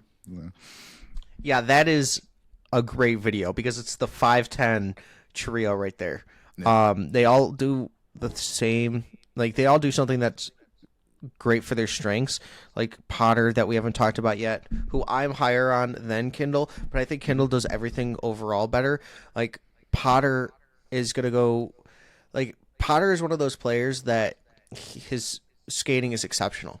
Might be one of the best skaters in the class. So what he can do on his skates and his edge work and his top speed, which you don't really see in the NHL unless you're trying to go on a breakaway or something. I just feel like he had a great season in the NCAA. So when you have 22 points in 35 games in the NCAA level playing against the like younger men, I think that it shows that Potter's game can translate to some level. Can like obviously it's a little unsure on Nesbitt and Kindle, and that's kind of why I'm a little lower on them. But it's only because Potter has done it in the NCAA level. Okay, you're saying you're like, higher on Potter than you are on Kindle and Nesbitt. Is that what? Yes. Yeah. Okay. Yeah. Yeah. But it's so slight. It's so slight. It's like I had Potter. I had like Resny, Potter, Aitchison, Kindle, Nesbitt. So Okay. yeah, actually Zoned in between the two. But it's like so low because like we talked about the tier drop off. Every single player is after 15 or 16 is in like a pool of players until like 33 and even 33 to 40. So like from 16 to 40, you could get a similar player in my opinion. Yeah, exactly. It's the way I see it too. There's like a giant tier. Like, yes, they're not exactly all on the same level. That's why you rank them. But there is a tier that doesn't have too much of a gap between number like 17 to almost number 40. Like I said, I have a big pool of player at number 10, at number 33, because all players who could be in the first round, but they just didn't make it. But I do agree that totally get that. That Potter is like the more dynamic of all those 5'10" player. When you watch him, he's the most impressive player. Like the speed, you can see his jersey flop in the wind when he's skating, when he's going blue line to blue line in transition. He's really nice to see. It's beautiful to see. My problem with Potter is that a lot of shots are outside shots. There's not like he tries to cut to the inside a lot. I saw him a lot trying to like at least go back on his way and cut to the inside or try to do a little move to cut to the inside. But it doesn't work so often. And when he's out of ideas, he's not the greatest playmaker, greatest passer out there, or the greatest thinker of the game out there. So he's just gonna take an outside shot. And like there's a few of them that went in the NCAA. Those shots will most likely not go in the NHL. So if Potter is a skater with a good shot, but most of his shot come from the outside and most of his shot wouldn't go in the NHL, it's like I think he has to change a lot about his game to actually translate to the NHL. Like he has the skills for, because obviously the hands, the handling, the skating, the shot, they all project NHL, but all together, I'm not sure if it's good enough to score at the NHL level. And if he doesn't score at the NHL level, then what does he do? Yeah. Yeah, that's perfectly said. I completely agree. Definitely, you can see the dynamic player or the plays that he makes on tape, but it's the translatability. Is it going to be able to translate? And I think at 5'10", if you can't or are not comfortable producing in the middle of the ice or trying to only stay by the boards, like in my opinion, that's just he needs to revamp his game. So if that's your like opinion and why he's lower, I totally see that, because that is honestly the fear. So I have number 30 because of that, and it's not because of a lack of trying, because he did try it, especially in the first half of the season. He just can't do it. But yeah, he can't do it, and I think it kind of got to him where he just like, okay, you know what, I'll shoot from the outside. so yeah, but at the U18, he was probably the most impressive player out there every time he was stepping on the ice, and it's one of the reasons also why Cameron Schmidt is not in the first round, is that when you compared both, like Schmidt is still 3 inches smaller than Potter, and Potter was It was everywhere on the ice. He was really good. He was using his speed, using his shot. He was using his crossover to fool players, to fool defenders at the blue line. Cameron Schmidt didn't do much. So, but that's a really good point. Yeah, that's a really good point. Yeah. Since Cameron Schmidt is not 5'10", it's harder. Like in the skill that he brought, it diminished quickly, especially when you're playing against better players. Yeah. I think Colin Potter showed that his game translates when he's playing against better players, more so than a Cam Schmidt. Mm-hmm. So, and even in the 5'7" type of player like Cameron Schmidt, like there's an argument for Adam Benak to be even better than Cameron Schmidt. Like I'm a big Adam Benak guy. So I love him. Oh my gosh, yeah. I don't know about before the season. I actually probably had Benak higher than Schmidt. I don't remember what tournament it was, but for Czech, he just absolutely exploded. I don't know how many points he had, but Adam Benak played awesome. He did not have the season he wanted for sure. Same with like an Ivan Ryabkin, but you can see the potential. And when he is given a role, it is so like this guy performs. He's so skilled. So that's a really good one. Yeah. So 23, you want to go Kindle? What do we put on number 22? I didn't follow. It was a Kindle, Nesbitt, right? Nesbitt. Okay. Nesbitt 22, and then 23 Kindle. Okay. All right, cool. 23. And then 24, do you want to do Potter, or is there somebody else? But Potter, I have him a bit lower. 30. Like I had him 30, so it's a bit high for him, but I would go with my next 3 players, basically. Like I said, it's all the same giant tier.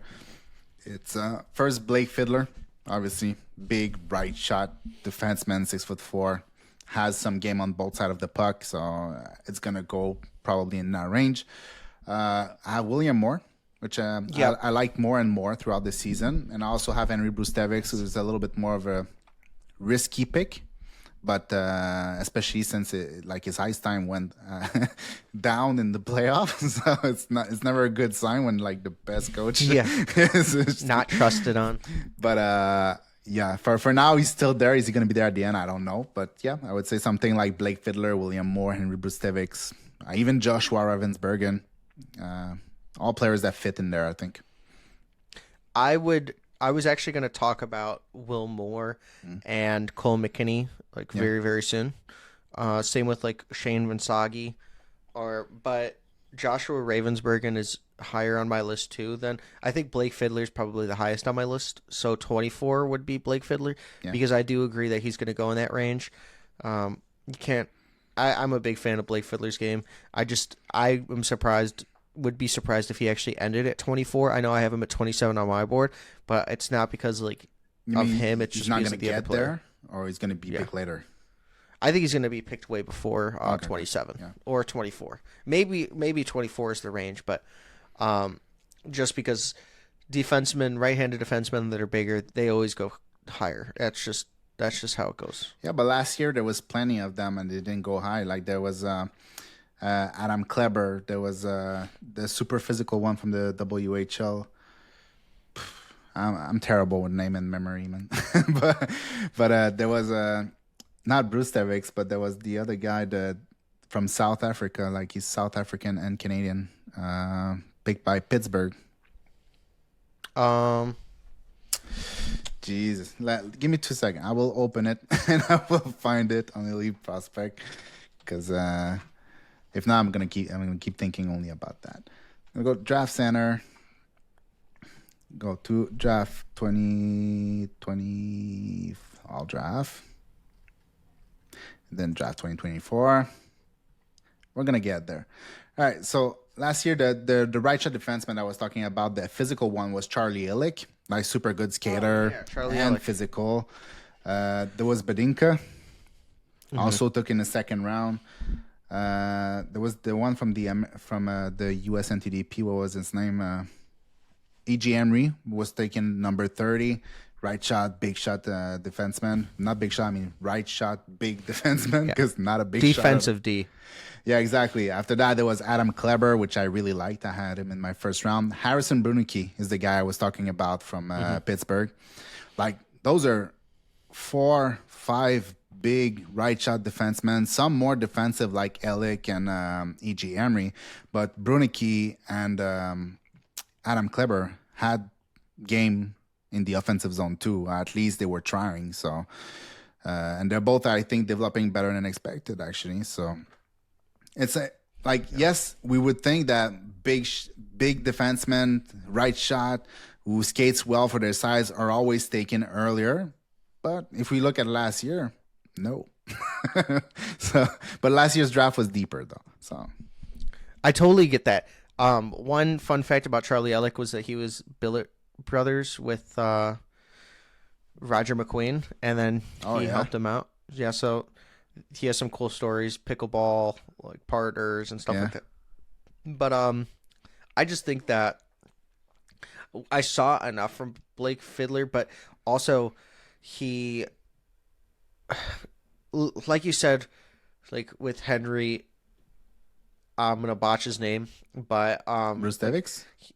Yeah, Bruce Devics. Yeah. Bruce Devics. He, like, his team didn't want to play him as much in the playoffs, which is kind of a red flag. It's a problem. Think about it, like, for this class, since there's a bunch of bunched up things, there's just going to be random facts or tidbits on GMs and scouts board that are like, oh, that happened, so there's no like he goes down. Like, I think this is a class where NHL or the board is going to move daily for some teams just based on scouting or something you see or like facts. Yeah. So, like, we haven't even talked about Ivan Ryabkin, and Ivan Ryabkin was a top 5 player in this class a year, like 16 months ago, like a year and 4 months. But like, could Blake Fiddler fall? I don't know if he's going to be one of the fallers. Could somebody like Ivan Ryabkin fall to the second round? I could totally see it if there's just so many red flags there. Like a player like Jack Murtagh and Cole McKinney and William Moore. I think William Moore for sure should be in this range because he had a really good end of the season.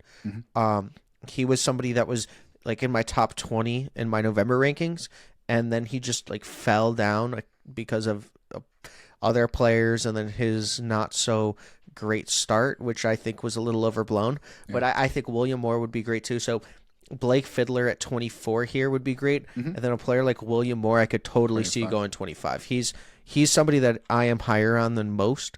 Like I said, he was top 20 for me. I don't know where he was in your like summer scouting or November rankings, but he was higher. He just made it to the first round last week. So okay. Was that always the case? Like no. You mean if he was always outside the first round? Yeah, like November. He was never in my first round. I mean, I play a lot with my list, so I cannot say never. But if he was there for like 24 hours. Nice. But yeah, he was always a guy that was on the brink of making it to the first round, and I think he like the end of the season helped him. The U18s helped him. Like he was really good. He's a light player, right? But he's lanky, 6'2", but he has decent skating. I think out of we could say the 3 big American player, or the 3 not big American player, but like McKinney, Murtagh, and William Moore. I think he's the best out of them. At least the most skilled one. Like Murtagh could be the better player in the end. I don't think McKinney has it in him, but I think maybe Murtagh could be the better player. But William Moore has a little bit more offense in his game, a little bit more playmaking mixed with newfound physicality, and I like him more and more. But 25 seems about right because that's exactly where I have him. So, yeah, I think William Moore is phenomenal. I know that we didn't put Colin Potter at in that 22-23 range. Would you be comfortable ranking him at 26? Yeah, makes sense.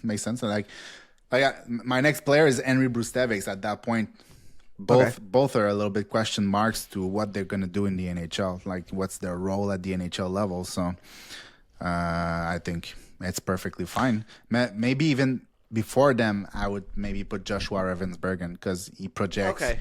Yeah. Like he's an athletic goalie, right? He's not phenomenal. He's not projecting like a phenomenal goalie, but like he has a 6'5" frame. He's very athletic. He moves really, really quick. Not just the skating, but like in his stance, the way that he moves his body, his legs, when he goes down, goes up, goes down, goes up. He's like super quick on his legs. I think there's decent potential. I don't think he's going to be like a top goalie in the NHL, but he has starter potential. And I think at that point, a starter is probably better than Potter and Bruce Devics. So the Predators said that they were going to take a goalie, and a lot of people keep saying it's Ravensburgen in the first round because they have 3 firsts.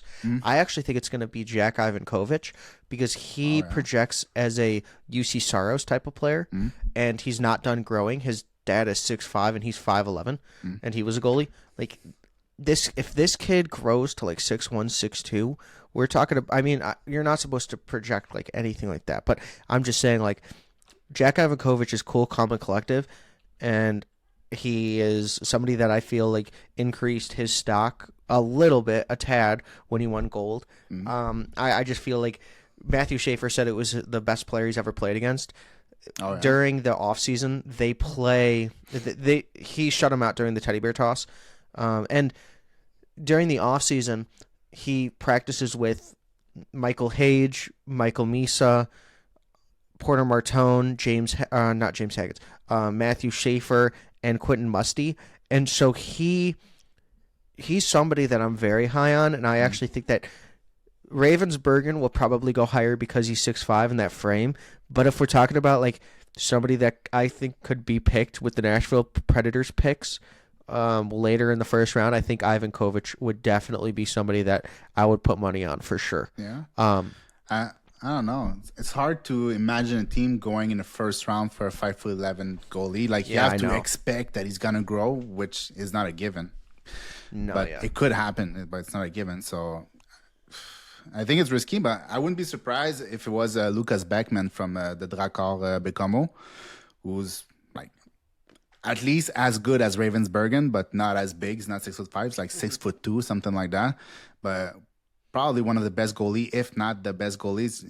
He's not yet in my first round, but he's like right there on the brink of making it to the first round. I think he's really, really good, very technical, very athletic, but 6'2" instead of 6'5". So sometimes teams will be like that little 3-inch when there's a shot coming at you and you have to move left to right. Well, that 3-inch can be the difference maker between stopping the puck and not stopping the puck. So. And then if you talk about Ivan Kovic, then it's 6-inch difference. So the reach is different. Like it's not just how tall he is; it's also the arms, how long they are. Like I have no clue what's Ivan Kovic. I said that arms length, whatever. The wingspan. The wingspan. That's what I was looking for. So they will know all of this at the combine, and they will be able to make a decision out of that. But I think if you want to go, if you're not a fan of Ravensburgen and you like Ivan Kovic, but you want something maybe in between, I think Lucas Beckman is a good candidate for that. Mm-hmm. Yeah, that's a really good call. Really good call.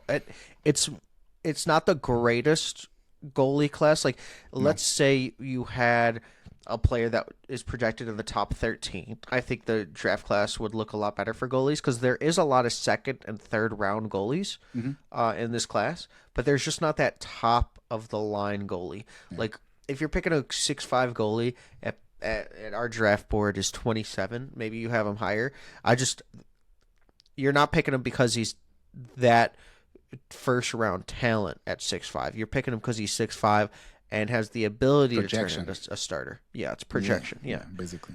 It's not like a Spencer Knight or, I went really far down, but like Askarov or someone like that. It's Vasilevsky. There's none of those.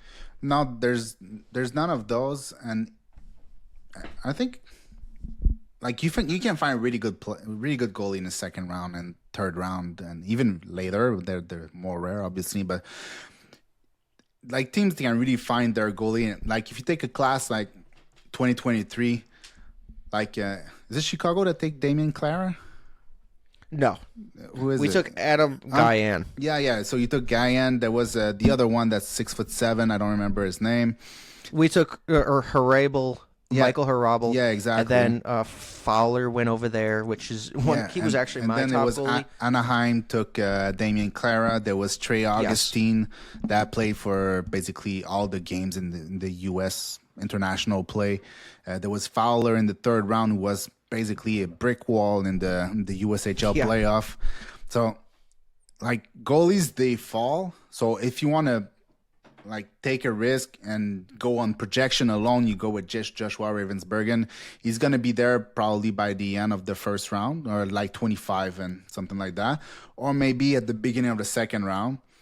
But there's still going to be good players, like you said, like Ivan Kovic. I don't think Ivan Kovic is going to go in the first round. I'd be very surprised, but I can be very wrong too. But I think my projection. Yeah. Oh, sorry. Go ahead. No, I think Ivan Kovic right now is the best goalie of all of them. But nice. if I had to take a bet, I'd probably go with Beckman. I believe that one goalie at least is going to be drafted just because of that Predators comment. I would be interested to see what the Ottawa Senators do, because they kept their pick. Not a lot of people are talking about this, but they had to either forfeit 2025 or 2026.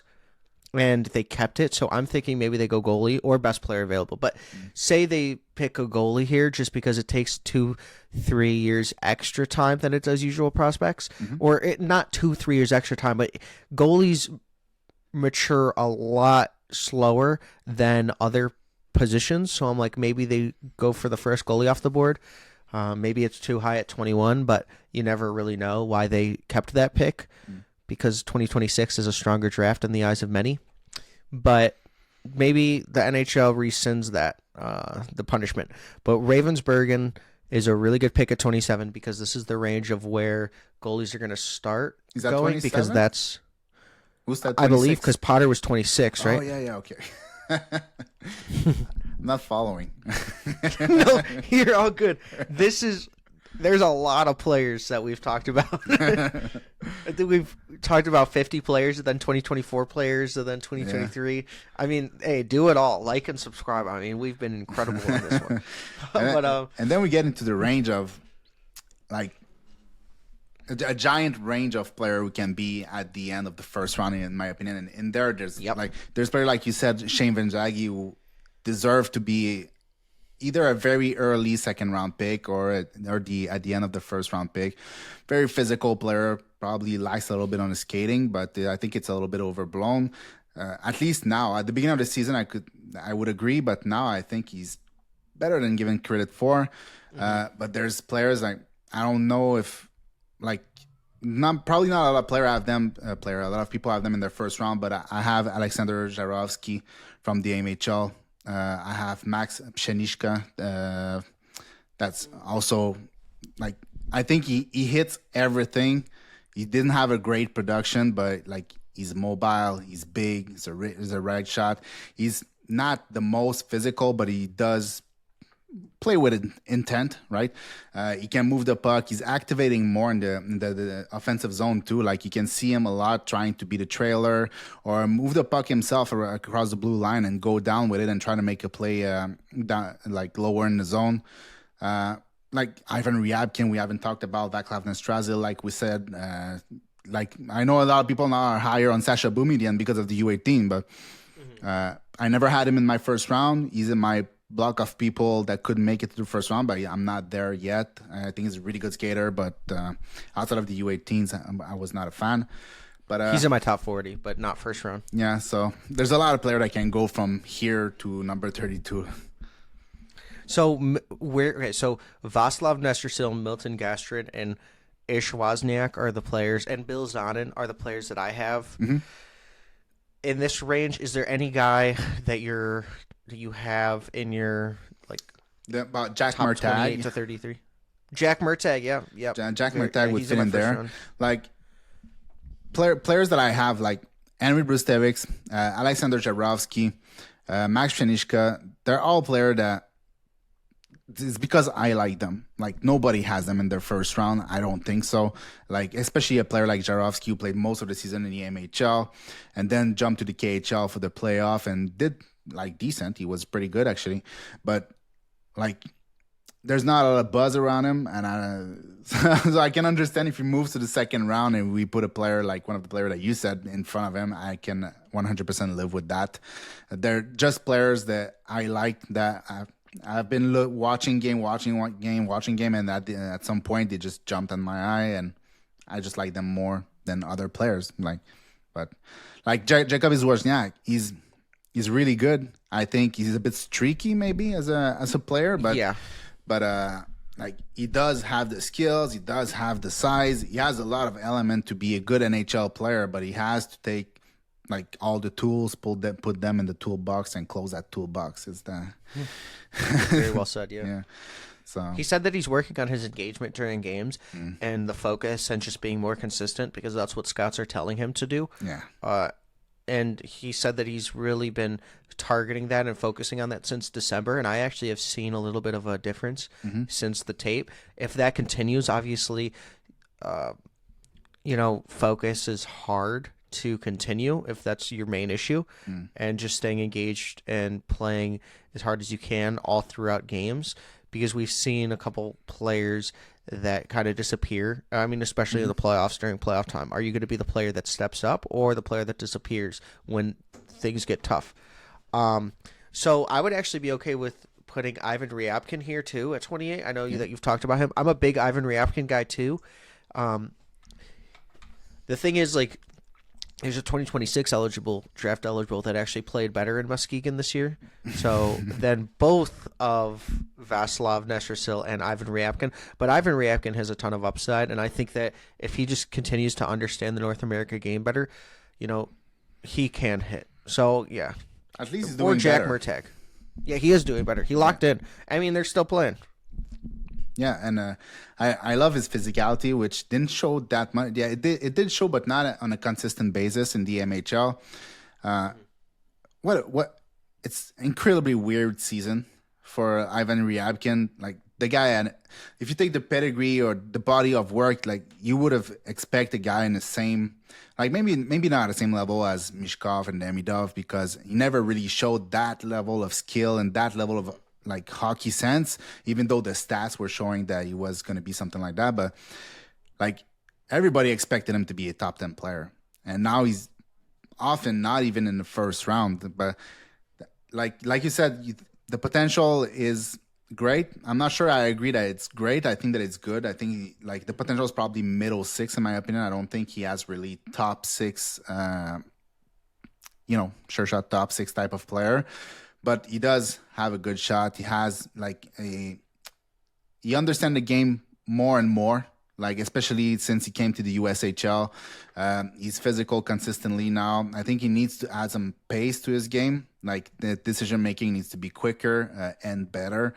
But overall, I think there's a player. I think he's going to play in the NHL. I think it's going to take some time, but the potential is probably not top six in my opinion. I think we kind of lost that kind of hope.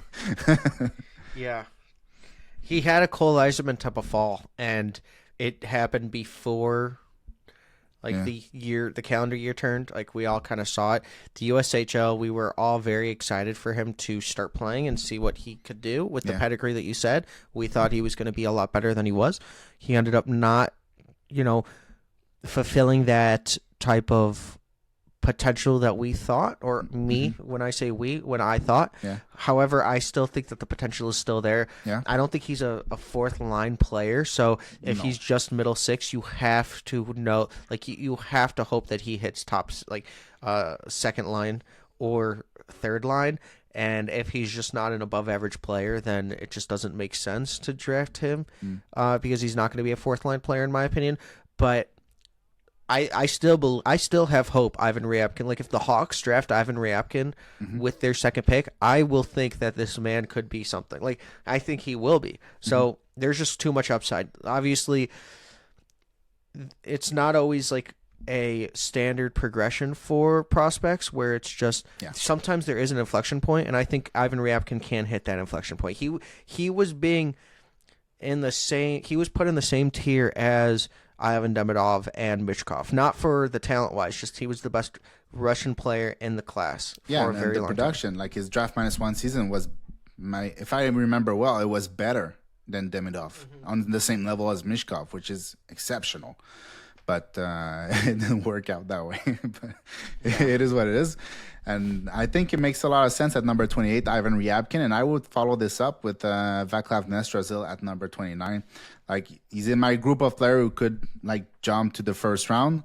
I really like the size. I like the skating. I like the physicality. He brings a lot to the game. I think he needs to learn how to play in a structured type of hockey. Like in the NHL, it's not just free flowing, do whatever you want. He's going to need to, just structure his game a little bit more. Sometimes I have a little bit of a problem understanding what he's going to be at the NHL level. It makes me think a little bit like the guy that you guys just signed, which is A.G. Spelisi. He makes me think a little bit of that type of player. So I see him as a bottom 6 player, most likely, that can bring speed, can bring some physicality, has size. But it's just, what is his game going to be? That's my question. Yeah, I see his floor as a third-line player. Like, floor if he's in the NHL, obviously. Like, a floor if he's in the NHL.